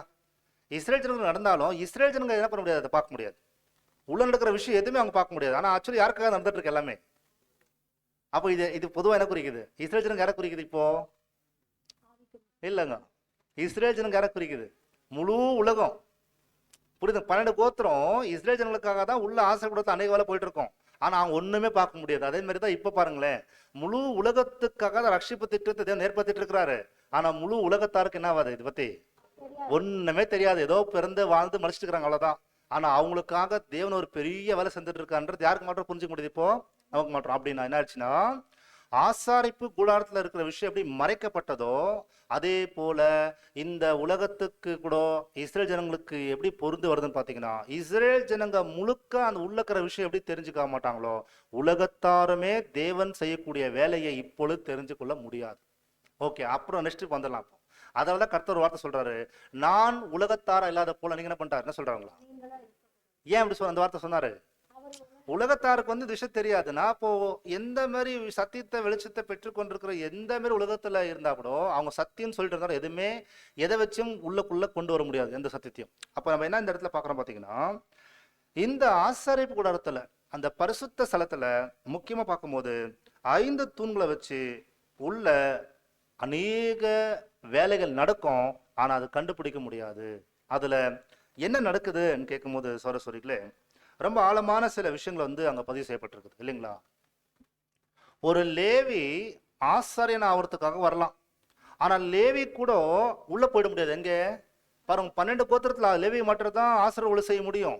அதாவது எல்லா பலிகள் எல்லாம் பண்ண முடியும். ஆனா அந்த லேவி கூட நினைச்சா உள்ள போயிட முடியாது. அந்த லேவில யார் தான் உள்ள போக முடியும்? ஞாபகம் இருக்குங்களா? பேசிக் கிளாஸ் ஞாபகம் இருக்கா? யார் ஒருவர் அபிஷேகம் பண்ணப்பட்டிருக்காங்களோ அவங்க தான் ஆசாரியன் ஆக முடியும். அப்போ லேவில இருந்தே ஒரு செப்பரேஷன் இருக்கு. அப்போ லேவிக்கு அப்புறம் அடுத்து ஆசாரியன் உள்ள போறாரு. பிரதான ஆசாரியன் மாற்றம் தான் வருஷத்துக்கு ஒரு டைம் உள்ள போகணும். கரெக்டுங்களா? அப்படி இருக்கும்போது இப்போ ஆசாரியர்கள் வந்து உள்ள போயிட்டு வரலாம். பட் பிரதான ஆசாரியன் அந்த மோஸ்ட் ஹோலி பிளேஸுக்கு போறதுக்கு வாய்ப்பு இருக்குது. அப்படின்னா இப்ப நீங்க கவனிக்க வேண்டிய பகுதி என்ன பார்த்தீங்க, இந்த பாடத்துல பாத்தீங்கன்னா 2 முக்கியமான இடம் கவனிங்க சரஸ்வரில. ஒண்ணு பரிசுத்த ஸ்தலம், அதுக்கப்புறம் இந்த சைடு தெரியுதுங்களா பாருங்க, பரிசுத்த ஸ்தலம், மகா பரிசுத்த ஸ்தலம். இப்ப பரிசுத்த ஸ்தலத்துக்குள்ள ஒருத்தர் போயிட்டாங்கன்னா அதுல என்னென்ன பொருள் இருக்கு சரஸ்வரிகளே, சொல்ல முடியுங்களா? என்னென்ன பொருட்கள் அதுக்குள்ள இருக்குது சொல்லுங்களேன். எல்லாருக்குமே தெரிஞ்ச விஷயம் தான், சொல்லுங்களேன். குத்து விளக்கு, அதுக்கப்புறம் சமூகத்தின் அப்பம், அடுத்து தூவப்பீடம். நீங்க தைரியமா சொல்லலாம், குத்து விளக்கு, சமூகத்தின் அப்பம், அவ்வாறு அப்பம், அதுக்கப்புறம் பாத்தீங்கன்னா தூபப்பீடம் அந்த இடத்துல இருக்கு சரஸ்வரி. இப்படி இருக்கும்போது இந்த ஒரு விஷயம் எதை குறிக்கிறதுன்னு கேட்டீங்கன்னா ரொம்ப அருமையான சத்தியத்தை வந்து நமக்கு வெளிப்படுத்திருக்கிறார். என்னன்னு பார்க்கும்போது அந்த ஒரு 5 தூண்கள் கொண்டு வெங்கல பீடத்தின் மேல வச்சிருக்கக்கூடிய அந்த ஒரு கூடாரத்துக்குள்ள 5 தூண் இருக்கும். இப்போ உள்ள வந்திருக்கிறோம். இப்போ மறுபடியும் என்ன கண்டினியூ ஆகுதுன்னு கேட்டீங்கன்னா, நாம் தொடர்ந்து நீதிமான் நிலைக்குள்ளதான் இருக்கிறோம். பட் யார் ஒருத்தர் தேவனிடத்துல நர்மனசாட்சியின் உடன்படிக்கை ஏற்படுத்தி ஞானஸ்தானம் எடுத்து வராங்க பாத்தீங்களா, அந்த ஞானஸ்தானம் எடுத்து வரவங்களுக்கு இன்னொரு பேர் பைபிள்ல பதிவு செய்து பரிசுத்தவான்கள். கரெக்டுங்களா? அந்த பரிசுத்தவான்கள் எங்கே இப்போ வாசம் செய்வாங்க பார்க்கும்போது ஆசாரிப்பு கூடாரம் சொல்லக்கூடிய அந்த பிரகாரத்துல இல்ல, எங்க இருப்பாங்க பார்த்து? பரிசுத்த ஸ்தலத்துக்குள்ள. அப்ப அந்த பரிசுத்த ஸ்தலத்துக்குள்ள இருப்பது எதை குறிக்குது கவனிக்க முடியுதுங்களா? அந்த பரிசுத்த ஸ்தலத்துக்குள் இருப்பது எதை குறிக்குதுன்னு கேட்டீங்கன்னா, இயேசு கிறிஸ்துவின் விலையேறப்பெற்ற அவருடைய புண்ணியத்தினால நாம் நீதிமான் நிலையில இருந்து இப்ப அடுத்து எங்க போயிருக்கோம்? அடுத்து நீங்க சொல்லலாம், இப்ப எங்க போயிருக்கோம்? பரிசுத்தவான்களாக்கப்பட்டிருக்கிறோம். எப்போ ஞானஸ்தானம் எடுத்து அர்ப்பணிக்கப்பட்ட ஒருத்தர், மறுபடியும் நான் எளிமையா சொல்லிடுறேன், இந்த பாடத்தை பற்றி சொல்லிடுறேன். யார் ஒருவர் ஆவினால் ஜனிப்பிக்கப்பட்டிருக்கிறாங்களோ அவங்க வாசம் செய்யக்கூடிய இடம் தான் ஹோலி பிளேஸ். இப்போ புரியுதுங்களா? அதாவது ஆவினால் ஜனிப்பிக்கப்பட்டவங்க இப்ப எங்க இருக்கிறாங்க சொன்னா எப்படி சொல்லுவீங்க? என்ன சொல்லுவீங்க? போல்டா சொல்லலாம், பரிசுத்த ஸ்தலத்துக்குள்ள இப்ப அங்க இருப்பாங்க. இப்ப அடுத்து இப்ப பேசிக் கிளாஸ் எல்லாம் கேட்கறாங்க பாருங்க, அவங்க எல்லாம் எங்க இருக்கிறாங்க? அப்போ பேசிக் கிளாஸ் எல்லாம் கேட்டு இயேசு கிறிஸ்து ஏற்று வராங்க, எங்க இருக்கிறாங்க? பிரகாரத்துல. கான்செப்ட் புரியுதுங்களா? இப்போ உலகத்துல அத்தனை பேர் எங்க இருக்கிறாங்க? பாளையத்துல இருக்கிறாங்க. இப்ப வித்தியாசம் புரியுதுங்களா? சோ உலகம் பாளையத்துல இருக்கிறாங்க. அப்புறம் இயேசு கிறிஸ்துவை ஏற்றுக்கொண்டிருக்கிறவங்க வந்து பாத்தீங்கன்னா பிரகாரத்துல இருக்கிறாங்க. ஆனா சத்தியத்தை கேட்டு அழைக்கப்பட்டு தெரிந்து கொள்ளப்பட்ட ஸ்தலத்துல வரக்கூடியவங்க தான் இப்போ பரிசுத்த ஸ்தலத்துக்கு வராங்க. அப்படின்னா பரிசுத்த ஸ்தலம் எது குறிக்குதுன்னா இப்பதான் அந்த பாடத்துக்கு வந்துட்டு இருக்கோம். நம்முடைய பாடம் வந்து இறுதி 2 பாகம். அதுல ஆவினால் ஜனிப்பிக்கப்பட்ட அவருடைய நிலை எங்க இருக்குது கேட்டீங்கன்னா அது பரிசுத்த ஸ்தலத்துல இருக்கு. அந்த பரிசுத்த ஸ்தலத்துல சவரஸ்வரிகளே என்ன இருக்குன்னு பாத்தீங்கன்னா, அதாவது மிக முக்கியமான விஷயம் பாத்தீங்கன்னா வெங்கலத்துல தொடர்ந்து வந்திருக்கு. ஆனா வெங்கலம் குறித்து மறுபடியும் நீதிமானாக்கப்பட்ட நிலை தான் பரிபூர்ண தன்மையில இருந்து அவங்க தன்னுடைய பலியின் ஜீவித்தை எடுக்கிறாங்கன்றது நான் பார்க்கிறோம். இப்போ இன்னொரு முக்கியமான விஷயத்த இந்த இடத்துல பார்த்துடலாம். நம்ம எப்பேற்பட்ட பலிகளை எடுத்தா கூட ஒரு முக்கியமான பதிவை நம்ம பார்க்க போறோம். ஏற்கனவே நம்ம இது வந்து கடந்த அதாவது 6ஆம் வால்யூம்ல ஸ்டடிஸ் பண்ணியிருக்கிறோம். நீங்க எப்படிப்பட்ட பலிகள் கிறிஸ்து இயேசுக்குள்ள அர்ப்பணிக்கப்பட்டவர்களாக எடுத்தா கூட தேவன் நம்மளை எப்படிதான் அந்த பலியை அங்கீகரிக்க போறான்னு கேட்டீங்கன்னா தனிப்பட்ட நபராக அங்கீகரிக்க மாட்டாராம். இந்த கான்செப்ட் எப்படின்னா படிச்சிருக்கோம் நம்ம. நீங்க எல்லாரும் பார்த்தா இது இருக்கு படிக்கலாமே தோணுது. கரெக்டுங்களா? படிச்சிருக்கிறோம். அதாவது நம்முடைய பலியை கிறிஸ்துவுடைய பலியாகவே அங்கீகரிக்கிறாராம். கான்செப்ட் புரிஞ்சுங்களா? இயேசு கிறிஸ்துவனுடைய பலியாகவே தேவன் ஏற்றுக்கொள்கிறார் என்ற ஒரு மிக முக்கியமான சத்தியம் இந்த இடத்துல குறிக்கிறது பார்க்கிறோம். அப்படின்னா அந்த ஒரு பிரிக்கப்பட்ட நிலையை குறிக்கிறது சரஸ்வதி. அதாவது செப்பரேஷன் ஃப்ரம் தி வேர்ல்டுன்னு சொல்ற பார்த்தீங்களா? அதாவது உலகத்திலிருந்து பிரிக்கப்பட்ட நிலை தான் பரிசுத்தமாக்கப்படக்கூடிய ஒரு நிலை. இன்னும் நான் எளிமையா சொல்றோம், யார் ஒருவர் அபிஷேகம் பண்ணப்பட்டு அது ஆவினால் ஜனிப்பிக்கப்பட்டு அபிஷேகம் பண்ணப்பட்டவங்களா இந்த பூமியில வாழ்ந்துட்டு இருக்கிறாங்களோ அவங்க இருக்கக்கூடிய நிலை தான் என்னன்னா பரிசுத்த ஸ்தலம். புரிய முடிச்சுங்களா? அப்ப அபிஷேகம் பண்ணப்பட்டங்க, அனாயிண்டிங் பண்ணப்பட்டங்க, அல்லது பரிசுத்தமாக்கப்படுதலுக்குள்ள வந்தங்க, அல்லது ஆவினால் ஜனிப்பிக்கப்பட்டவங்களுக்கு இருக்கக்கூடிய இடம் தான் இந்த ஹோலி பிளேஸ்ன்னு சொல்லி பைபிள்ல எங்கேயாவது இதை பத்தி சொல்லப்பட்டிருக்கா? எங்கேயாவது பைபிள்ல இந்த இடத்தை பத்தி சொல்லப்பட்டிருக்குதா? அதாவது இந்த பரிசுத்த ஸ்தலத்தை பத்தி வேற கோணத்துல எங்க சொல்லப்பட்டிருக்குதா? அதுதான் நம்ம இன்னைக்கு பார்த்துட்டு இருக்கோம். ஸோ எவ்வளோ பெரிய ஒரு ஆசீர்வாதத்துக்குள்ள வந்திருக்கோம்னு சொன்னாக்கா இதை பத்தி பைபிள்ல வேற எங்கேயாவது பேசப்பட்டிருக்குதுங்களா? அந்த தூண்கள் பத்தி கேட்கல, தூண்கள் பத்தி நம்ம பார்த்துட்டோம். இப்போ அந்த பரிசுத்த ஸ்தலத்தை பத்தி வேற எங்கேயாவது பைபிள்ல பேசப்பட்டிருக்குதா வேற கோணத்துல? சார்ட்ல நான் பார்க்குறோம். ஓகே, சார்ட்ல வந்து அந்த ஒரு ஆறுல இருந்து எண்ணுக்கு வந்திருக்கும், எண்ல இருந்து எம்ல இருக்கிறோம். இந்த எம் லைன் தான் பாருங்க, உங்களுக்கு தெரியுதுங்களா? அந்த பாருங்க, அந்த எம் லைன் பார்க்கும்போது கரெக்டா கனெக்ட் பார்த்துருக்கீங்களா? அதாவது கரெக்டா ஹோலி பிளேஸ்க்குள்ள கனெக்ட். ஸோ அப்படின்னா அர்ப்பணிக்கப்பட்ட பரிசுத்தவான்கள் புதுஷ்டியா வாழ்கின்றவங்க ஹோலி பிளேஸ் இருக்கிறான்றது காட்டுவாங்க. நீங்க ஒன்று எக்ஸாம்பிள் கரெக்டா சொல்லிட்டீங்க. வேற எங்காவது பைபிள் இருக்கான்னு கேட்டீங்கன்னா ஒரு இடத்துல சொல்லப்பட்டிருக்கு, உன்னதமானவருடைய மறைவில் தங்குகிறவன். வசனம் படிச்சிருக்க இல்லைங்களா? யாருக்கு மாற்றம் அந்த வாக்குத்தத்தம் பொருந்தம் பார்த்தீங்கன்னா நீங்க என்டையர் வசனம் எடுத்து படிச்சு பாருங்க. அது புது சிருஷ்டிகளுக்கு இந்த பூமியில தேவன் சித்தம் இல்லாம ஒரே ஒரு கூந்தல் குழுக்கில் வேணுமா சொல்றா பார்த்தீங்களா? அதாவது ஒரு சின்ன நிகழ்வு கூட நம்ம வாழ்க்கையில தேவன் அனுமதி இல்லாமல் நடக்காது, எல்லா விதத்திலும் நம்மளை பாதுகாப்பு இருக்கும் என்பதற்காக அந்த வார்த்தை சொல்லப்படுகிறது. வசனம் வாசிக்கலாம். சங்கீதம் 91 வசனம் ஒரு 3 வசனத்தை வாசிங்க. அது தேவனுடைய ஸ்பெஷல் ஒரு பிரிவிலேஜ் இருக்குது பரிசுத்தவங்களுக்கு. வாசிங்க. உன்னதமானவரின் மறைவில் இருக்கிறவர் சர்வ வல்லவருடைய நிழலில் தங்குவான். நான் கர்த்தரை நோக்கி, நீர் என் அடைக்கலம், என் கோட்டை, என் தேவன், நான் நம்பியிருக்கிறவர் என்று சொல்வேன். அவர் உன்னை வேடனுடைய கண்ணிக்கும் பாழாக்கும் கொள்ளை நோய்க்கும் தப்புவிப்பார். போதும். அப்போ உன்னதமானவருடைய மறைவில் தங்கியிருக்கிறவங்க பாக்கியவான் சொல்லப்படும். அப்படின்னா சவரசோரிகளே, இந்த ஒரு பரிசுத்த ஸ்தலத்திலிருந்து மகா பரிசு ஸ்தலத்துக்கு போறப்ப நம்ம இந்த மகா பரிசு ஸ்தலத்துக்குள்ள என்ன இருக்கு தெரியுங்களா? உடன்படிக்கை பெட்டி இருக்கு இல்லைங்களா? அந்த உடன்படிக்கை பெட்டி இருக்கக்கூடிய அதே இடத்த கூட பாத்தீங்கன்னா மறுபடியும் அங்கே பரிசுத்த ஸ்தலத்தை எப்படி தூண்கள் இருந்துச்சோ மகா பரிசுத்த ஸ்தலத்துல தூண் இருக்குது. அதை மறுபடியும் இப்ப நம்ம ஃபர்ஸ்ட்ல எக்ஸ்பிளைன் பண்ணிடுறோம். பிரகாரத்துல தூண் என்பது அது நீதிமானாக்கப்பட்ட நிலை, அதாவது இயேசு கிறிஸ்துடைய புண்ணியத்தினால. ஓகேங்களா? பரிசுத்த ஸ்தலத்துல கூட தூண் இருக்குது, அது பரிசுத்தவான்களாக எண்ணப்படுவதற்காக ஏற்படுத்தப்பட்ட விஷயங்கள். இப்போ மகா பரிசுத்த ஸ்தலத்துல கூட தூண்கள் வைக்கப்பட்டிருக்கு. அந்த மகா பரிசுத்தமான விசுவாச இடத்துல தூண் வைக்கப்பட்டிருக்காங்கன்னா அதான் நம்ம வசனம் வாசிக்கலாம். 4 பில்லர் இருக்கும் அந்த இடத்துல. அது ரொம்ப டீட்டெயில் நான் உள்ள போல பில்லர் மாற்ற பார்த்துட்டு போறோம். யாத்திராகமம் 26 அதிகாரம் 32 வசனத்துல ஒரு வசனம் இருக்கு பாருங்க. யாத்திராகமம் Exodus 26:32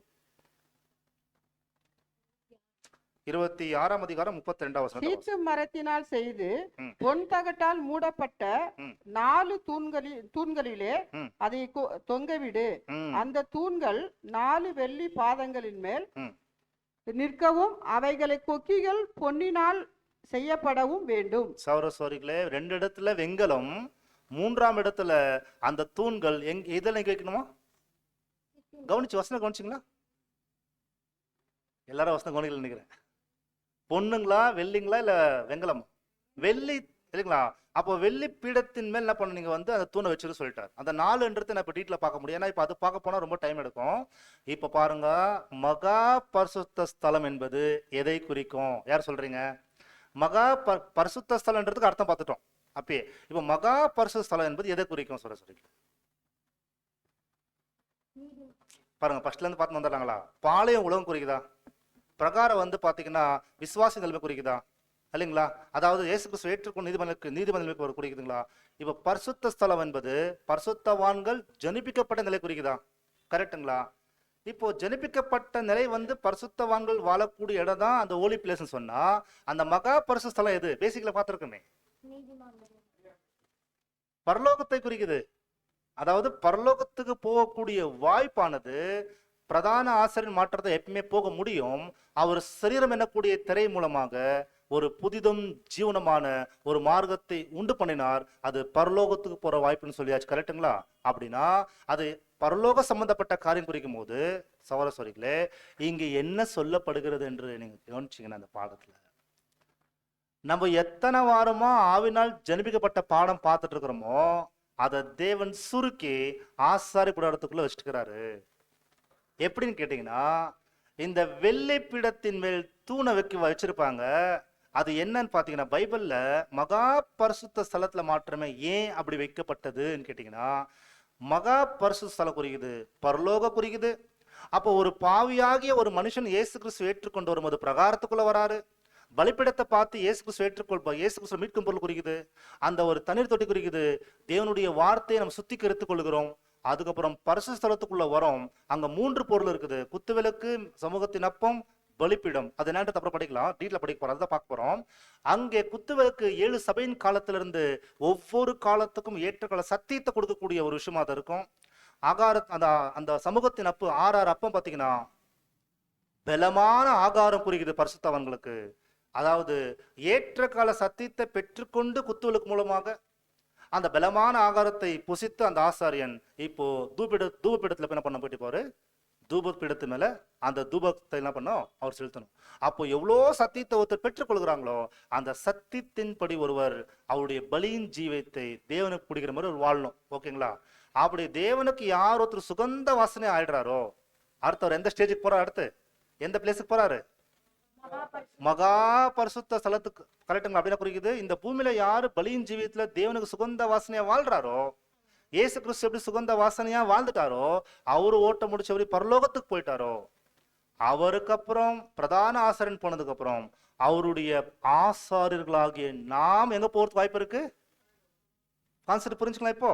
அப்ப பாருங்க, பாவி என்ற நிலையில இருந்து கவனிங்க, பாவி என்ற நிலையில இருந்து பரலோக போற வரைக்குமே எங்க காமிச்சிருக்காங்க தேவன்?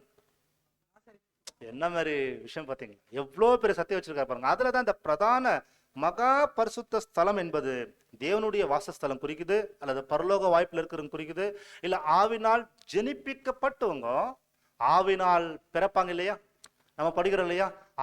அதாவது ஒரு பெண் கவனிங்க, கருத்தரித்த நாள் வயிற்றுக்குள்ள கண்ணுக்கு தெரியாம வல்லம் இல்லாம அந்த குழந்தை இருக்கும். கரெக்டுங்களா? வார்த்தை புரிய முடிஞ்சுங்களா? கண்ணுக்கு தெரியாம அப்புறமா வல்லமை இல்லாம அந்த தாய் வயிற்றுக்குள்ள இருக்கும். அது ஒரு 9 மாசம் வளரும். அதுக்கப்புறம் அது பிறந்து இந்த உலகத்துக்கு வரும். கரெக்டா? அதே போல ஆவினால் ஜெனிப்பிக்கப்பட்டவங்க வாழ்கின்ற அந்த வாழ்க்கையை காட்டக்கூடிய இடம் தான் இந்த ஹோலி பிளேஸ். கருத்தரித்திருப்பாங்க. கருத்தரித்து வளர்ந்து அப்படியே வளர்ந்து கிறிஸ்துக்குள்ள வளர்ந்து வளர்ந்து வளர்ந்து பலியின் ஜீவி தேர்ந்தெடுத்து சுகந்த வாசனையா தேவனுக்கு செலுத்ததுக்கு அப்புறம் 9 மாசத்துக்கு அப்புறம் எப்படி கருத்தரித்து அந்த குழந்தை வளர்ந்து ஒரு குழந்தையா உலகத்துக்கு பிறந்து வருதோ, அதே போல யார் ஆவினால் ஜெனிப்பிக்கப்பட்டாங்களோ அவங்க ஆவினால் வளர்ந்து கிறிஸ்து இயேசுடைய பூர்ண வளர்ச்சிக்குள்ள அந்த குணாதிசயத்தை பெற்றுக்கொண்டதுக்கு அப்புறம் அவங்க ஓட்டம் முடியும் போது, இந்த வார்த்தை கரெக்டா கொண்டீங்க, ஓட்டம் முடியும் போது இந்த சரீரம் மண்ணுக்கு போவோம். நமக்குள்ள வளர்ந்துருக்கிற அந்த புதிய சிந்தை தெய்வீக சுகம் பெற்றுக்கொண்டு பரலோகத்துக்கு போவோம். புரியுதுங்களா? அப்ப எத்தனை ஸ்டேஜ் இருக்கு இப்போ? 3 ஸ்டேஜ். என்னது? பாவி, நீதிமான், பரிசுத்தவான். கரெக்டுங்களா? புரியுதுங்களா? சோ பாவியானவர் இயேசு கிறிஸ்து ஏற்றுக்கொண்டு உள்ள வராரு, பரிசுத்தவானா வாழ்றாரு, ஓட்ட முடிச்சுக்கு அப்புறம் மகிமையில போறாரு. அப்ப இந்த 3 ஸ்டேஜ் தான் மிக முக்கியமான ஸ்டேஜ். சரி. அப்ப ஆவினால் ஜனிப்பிக்கப்படக்கூடிய வாழ்க்கையை தேவன் சுருக்கமா அங்க காமிச்சிட்டாரு. இப்ப கேள்வி நீங்க தான் இப்போ சிந்திச்சு சொல்லுங்க. அந்த மகா பரிசு ஸ்தலத்துக்குள்ள அந்த கூடாரத்துக்குள்ள தூண் வைக்கிறாங்க பாத்தீங்களா? அந்த தூண் எங்க வைக்கிறாங்களா? எதுல வைக்கிறாங்க? எதனுடைய ஆதாரத்தை வைக்கிறாங்க? வெங்கலமா வெள்ளிங்களா? கன்ஃபியூஷன் ஆயிட்டீங்களே. பரிசுத்த ஸ்தலத்துல வெங்கலத்துல வைக்கிறாங்க, ஆனா மகா பரிசுத்தலத்துல எதை வைக்கிறாங்க? கோல்டுன்னு சொல்றீங்க, சில்வர்னு சொல்றீங்க. கன்ஃபியூஷன் ஆயிடுச்சுங்களா? ஃபர்ஸ்ட் வசனம் மறுபடியும் வாசிச்சிடலாம், தெளிவா பார்த்துக்கலாம். வசனம் வாசிங்க. மறுபடியும் அதே வசனம் படிக்க வைக்கிறோம். யாத்திராகமம் 26:32 வசனம் வாசிங்க. சீத்தி மரத்தினால் செய்து பொன் தகட்டால் மூடப்பட்ட 4 தூண்களிலே அதை தொங்கவிடு. அந்த தூண்கள் 4 வெள்ளி பாதங்கள் மேல் நிற்கவும் அவைகளின் கொக்கிகள் பொன்னினால் செய்யப்படவும் வேண்டும். அவருடைய கொக்கிகள் வந்து பொன்னினால் செய்யப்பட வேண்டும். சகோதர சகோதரிகளே, இந்த ஒரு வெள்ளி என்ற ஒரு வார்த்தை அங்க பதிவு செய்யப்பட்டிருக்கு. பைபிள்ல எங்கேயாவது வெள்ளி பத்தி நீங்க கேட்டிருக்கீங்களா? வெள்ளி எது எப்ப நம்ம கேள்விப்பட்டிருக்கோம்? 10 வெள்ளி காசு ஞாபகம் இருக்குங்களா? அடுத்து நெக்ஸ்ட் வேற எங்க கேட்டிருக்கோம்? வெள்ளி. அவருடைய வார்த்தைகள் 7 தரம் என்னங்களா உருக்கெடுத்த வெள்ளி கொப்பாக இருக்குன்னு படிக்கிற இல்லைங்களா? வெரி குட் சரஸ்வரிகளா. சங்கீதம் 12:6-7 இருக்குது, படிக்க வேண்டாம் சரஸ்வரி. அப்படின்னா மகா பரிசுத்த ஸ்தலத்துல தான் வெள்ளி வைக்கப்பட்டு அது மேல தூண் கட்டப்பட்டு அந்த மகா பரிசுத்த ஸ்தலத்துல உடன்படிக்கை பெட்டி இருக்குதுன்னா அது என்ன குறிக்குது கேட்டீங்கன்னா, பைபிள் படி வசனத்தின்படி வெள்ளி என்பது உண்மை தன்மையா? கரெக்டுங்களா? உண்மை தானே? அது ட்ரூத் தானே? அப்ப என்ன ட்ரூத், என்ன உண்மைன்னு பாத்தீங்கன்னா, தேவன் நமக்கு ஏற்ற சகல சத்தியத்தையும் இந்த பூமியில நாம் ஓடி முடிகிற வரைக்கும் நமக்கு என்னெல்லாம் சத்தியம் தேவையோ அத்தனை சத்தியத்தையும் ஒரு குறை இல்லாதபடி நமக்கு கொடுத்துருவார். அதாவது உங்களுக்கு கான்செப்ட் புரியுதுங்களா? நாம் எந்த நோக்கத்துக்காக சத்தியத்துக்கு அழைக்கப்பட்டிருக்கிறோமோ அந்த நோக்கத்தை நாம் நிறைவேற்றுவதற்கு என்னெல்லாம் நமக்கு சத்தியம் தேவை அது அத்தனையும் ஒரு குறை இல்லாம நம்ம கொடுத்துருவாருன்றது இந்த கான்செப்ட் பாக்குறோம். இந்த கான்செப்ட் உங்களுக்கு புரிஞ்சுங்களா? புரிய முடியலீங்களா? பாருங்களேன், இப்போ நம்மள தேவன் தான் அழைச்சா சத்தியத்துக்கு. இப்ப நமக்கு வந்து சத்தியம் வந்து அந்த பரலோகத்துக்கு போற அளவுக்கு நமக்கு சத்தியம் வந்தா தானே அதுக்கு தகுந்த மாதிரி வாழ முடியும். இப்போ உலகத்துல எக்ஸாம்பிள் சொல்லும் போது ஒரு சயின்டிஸ்டா ஒருத்தர் ஆகுறாருன்னா சயின்டிஸ்டுக்கு என்னெல்லாம் கத்துக் கொடுக்கணும் அத்தனையும் கத்துக் கொடுத்தா தானே ஒரு சயின்டிஸ்டா மாற முடியும். ஒரு வாத்தியாரா ஒருத்தர் ஆகணும்னா அந்த வாத்தியார்னா என்னன்றது தெரிஞ்சா தானே ஒரு வாத்தியார் ஆக முடியும். அப்படின்னா ஒரு புது சிருஷ்டினா என்ன, மனவாட்டினா என்ன, கிறிஸ்துவனுடைய சரீராங்கமா என்ன, ஆவினால் ஜெனிப்பிக்கப்படுதுன்னா என்னன்ற விஷயத்த முழுக்க முழுக்க நம்ம கத்துக் கொடுத்தா தானே நம்ம வந்து அது மாதிரி வாழ முடியும். கரெக்டுங்களா? அப்படின்னா நாம எந்த தேவனை நம்பி சத்தியத்துக்குள்ள வந்திருக்கிறோமோ அந்த பிதாவகி தேவன் இந்த பூமியில இருந்து நம்ம ஓட்ட ஓடி முடிக்கிறதுக்கு புடமிட்டு சோதிக்கப்பட்டு அதை வந்து தேவன் ஒவ்வொரு சத்தியத்தையும் நம்ம கிட்ட கொண்டு வந்து சேர்த்துருவாரு. அதுக்கு நம்ம நம்பலாமா? நம்ப முடியாதுங்களா? நம்பலாம். கரெக்டுங்களா? என்ன எவிடன்ஸ் சொல்ல முடியுங்க? யாராவது ப்ராக்டிக்கலா சொல்ல முடியுங்களா? என்ன எவிடன்ஸ்? அது என்ன எவிடன்ஸ் தேவன் நமக்குள்ள செய்யறாருன்றது எதை வச்சு நம்ம எதை ஆதாரத்தோட நம்ம சொல்லலாம்? யாராவது அது ப்ராக்டிக்கலா சொல்லுங்களேன். எனக்குள் தேவன் சத்தியத்தை கொடுத்தாருன்னா அதை ஓட்ட ஓடி முடிகிற வரைக்குமே அது இன்க்ரீஸ் ஆயிட்டே இருக்குன்றதுக்கு என்ன எவிடன்ஸ்? நீங்க டேபர்னக்கிள்னு சொல்லுங்களேன், ஆசாரிய கூடத்துலன்னு சொல்லுங்களேன், எங்கே போல அங்கிருந்தே சொல்லுங்களேன். ஞாபகம் இல்லைங்களா? அந்த ஆசாரிய கூடாரத்துக்குள்ள உள்ள நுழைஞ்ச உடனே நம்ம வடக்கு பகுதியில பாக்குறது எது தெரியுங்களா? உள்ள நுழைஞ்ச உடனே பாத்தீங்கன்னா குத்துவலுக்கு இருக்கும் சரஸ்வரி. பேசிக்கலி நம்ம இது எடுத்துருக்க மாட்டோம் உடனடியா. அப்ப சமூகத்தின் அப்பந்தான் பார்த்துருப்போம், அதுக்கப்புறம் குத்துவலுக்கு சொல்லியிருப்போம், அதுக்கப்புறம் வந்து பாத்தீங்கன்னா நம்ம என்ன பண்ணிருப்போம்னா அந்த ஒரு தூபிட சொல்லியிருப்போம். ஆக்சுவலி உண்மையா உள்ள போய் பார்க்கும்போது ஆசாரிப்பு கூடாரத்துக்குள்ள நுழையும் போது நார்த் பகுதியில குத்துவிளக்கு நிற்கும். அந்த குத்துவிளக்கு எதை குறிக்கும் சரஸ்வரி? இது புரிஞ்சாதான் ஏன் வெள்ளியில வைக்கப்பட்டிருக்குன்னு புரிஞ்சுக்க முடியும். ஏன் குத்துவிளக்கு வைக்கப்பட்டிருக்குது, காரணம் என்ன? அவ்வளவுதானுங்களா? 7 சபையின் காலத்துக்கு தேவையான சத்திய மாற்றமான்னு பாத்தீங்கன்னா அது மாற்றம் இல்ல. 7 சபைக்கும் தேவையான சத்திய வெளிச்ச மாற்றம் கிடையாது. தேவனுடைய பிள்ளைகள் யார் ஒருவர் அபிஷேகம் பண்ணப்பட்டு ஆவினால் ஜெனிப்பிக்கப்பட்டிருக்கிறாங்களோ அவங்க என்லைட் ஆவாங்க. என்லைட்னா புரியுதுங்களா? அதிக பிரகாசிக்கப்படுவாங்க. இப்ப வெளிச்சம் குத்துவிளக்கிட்ட போகும்போது குத்துவிளக்குடைய வெளிச்சம் வந்து பிரகாசிக்குது பாத்தீங்களா? அப்படி தேவனுடைய சத்தியத்தை பெற்றுக்கொள்ளக்கூடிய தேவனுடைய பிள்ளைகள் நாட்கள் பெருக பெருக ஒவ்வொரு நாள் சத்தியத்துல வளர வளர இந்த சத்திய அறிவு அவங்களுக்கு அதிகம் பெருகும். இப்ப சத்திய அறிவு அதிகமா பெருக பெருக என்ன ஆகும்? வாழ்க்கை பிரகாசிக்கப்படும். இது வேற எங்கேயாவது இந்த பாயிண்ட் நம்ம பார்த்தோமா சரஸ்வரிகளே? இந்த கான்செப்ட் நம்ம எங்கன்னா பார்த்தோமா? இந்த ஆவினால் ஜெனிப்பிக்கப்படக்கூடிய பாடத்துல வேற எப்பயாவது நான் பார்த்தோமான்ற கேள்வி கேட்கிறேன். இந்த 6-7 பாகம் பார்த்திருக்கேன் இல்லையா? அபிஷேகம் பண்ணப்பட்டவங்க அதாவது ஆவினால் ஜெனிப்பிக்கப்பட்டவங்களுக்கு அவங்க ஆவினால் ஜெனிப்பிக்கப்பட்டாங்க என்பதற்கான எவிடன்ஸ் என்னன்றது ஒரு சப்ஜெக்ட் பார்த்துருக்கோம். இருக்குங்களா? அறிகுறி என்னன்றது ஒரு பாடத்தை பார்த்தோம். ஆவினால் ஜெனிப்பிக்கப்பட்டிருந்தா என்ன அறிகுறியா இருக்கு, என்ன அறிகுறி அவருடைய வாழ்க்கையில காணப்படும் என்றது நான் ஒரு பாடத்தை பார்த்தோம். நீங்க சொல்ல முடியுமா? இப்ப ஞாபகம் இருக்கா? எத்தனையோ விஷயம் பார்த்தோம். ஒருவேளை நீங்க யாராவது அது போய் வீட்டுல ஸ்டடி பண்ணியிருந்தீங்கன்னா மறுபடியும் ஏதோ பெரிய விஷயம் கேட்குற ஆராய்ச்சி பண்ணி பார்த்துருந்தீங்கன்னா கண்டிப்பா ஞாபகம் வந்துடும். இப்போ அறிகுறிகள் என்னங்க? ஆவினால் ஜெனிப்பிக்கப்பட்டவங்களுடைய அறிகுறி என்ன? அப்போ இந்த ஆவினால் ஜெனிப்பிக்கப்பட்டதுடைய பாடம் வந்து அப்ப ரிவிஷன் பண்ணல. ரொம்ப முக்கியங்க சரஸ்வதி. அந்த குத்துவிளக்கு எது குறிக்குதுன்னு கேட்டீங்கன்னா, யார் ஆவினால் ஜெனிப்பிக்கப்பட்டிருக்கிறாங்களோ அவங்களுக்கு அதிகமான ஆர்வம் உள்ள உருவாகும். யாரு குறிச்சுன்னு கேட்டீங்கன்னா, பரலோகத்தின் தேவனுடைய உறவு அதிகம் பெற்றுக்கொள்வதற்காக அதிக க்ளோஸா வந்து தேவனுடைய சமூகத்துல பழகிறதுக்கு முயற்சி பண்ணும். கான்செப்ட் புரிஞ்சுக்கோங்க. அந்த குத்துவிளக்கு குறிக்குது ஏற்ற கால சத்தியத்தை பெற்றுக்கொள்ளக்கூடியங்க, அதாவது தேவனுடைய உறவுல அதிகரிப்பாங்க. அதுதான், அதாவது இன்னும் எப்படி எளிமையா புரிஞ்சுக்கலாம். அன்னைக்கு நம்ம என்ன பாடத்துல சொல்லியிருக்கோம் பார்க்கும்போது, அவங்களுக்கு தேவனை பத்தி அறியக்கூடிய அறிவு அதிகரிக்கணும்னு சொல்லி விரும்புவாங்க. நான் இன்னும் இப்படி இருக்கக்கூடாது, நான் எங்கே போய் வாழ போறோம் யுகாயுகமோ அவரை பத்தி இன்னும் அதிகமா தெரிஞ்சுக்கணும், அவரோட இன்னும் அதிகமா நெருங்கணும், இன்னும் அதிகமா அவரோட நான் ஐக்கியமாகணும், அதாவது ரொம்ப அவரோட மாற்றமே ஐக்கியம் வைத்துக் கொள்ளன்ற அந்த ஆர்வம் அவங்களுக்குள்ள அதிகரிக்கும். முதல் அதுதான். தினந்தோறும் எப்படியாவது பைபிள்ல இன்னும் அதிகம் படிக்கணும், எனக்கு கொடுக்கப்பட்ட ஒவ்வொரு சத்திய புத்தகத்துல கூட இது இருக்கும் என்பதை தெரிந்து கொண்டு ஆழமாக தேவனுடைய உறவை பெற்றுக்கொள்ளக்கூடியவர்களாகவும் பிரகாசிக்கப்படுவாங்க. ரொம்ப எளிமையா சொல்லலாம் பாருங்க. இந்த சகோதரன் இந்த சகோதரி எதுக்குத்தான் முக்கியம் கொடுப்பாங்க பாத்தீங்கன்னா, தேவனுக்கு ரொம்ப முக்கியம் கொடுப்பாங்க. அவங்க நேரமெல்லாம் அதிகமா தேவனுடைய உறவுல தான் என்ன பண்ணுவாங்க, செலவு பண்ணுவாங்க. இந்த சகோதர சகோதரி பார்க்கும் போதே தெரியும் இவங்க வேற எதுக்கு முக்கியம் கொடுக்க மாட்டாங்க என்பதை பிரகாசிக்கப்படும். யாருடைய வாழ்க்கையில?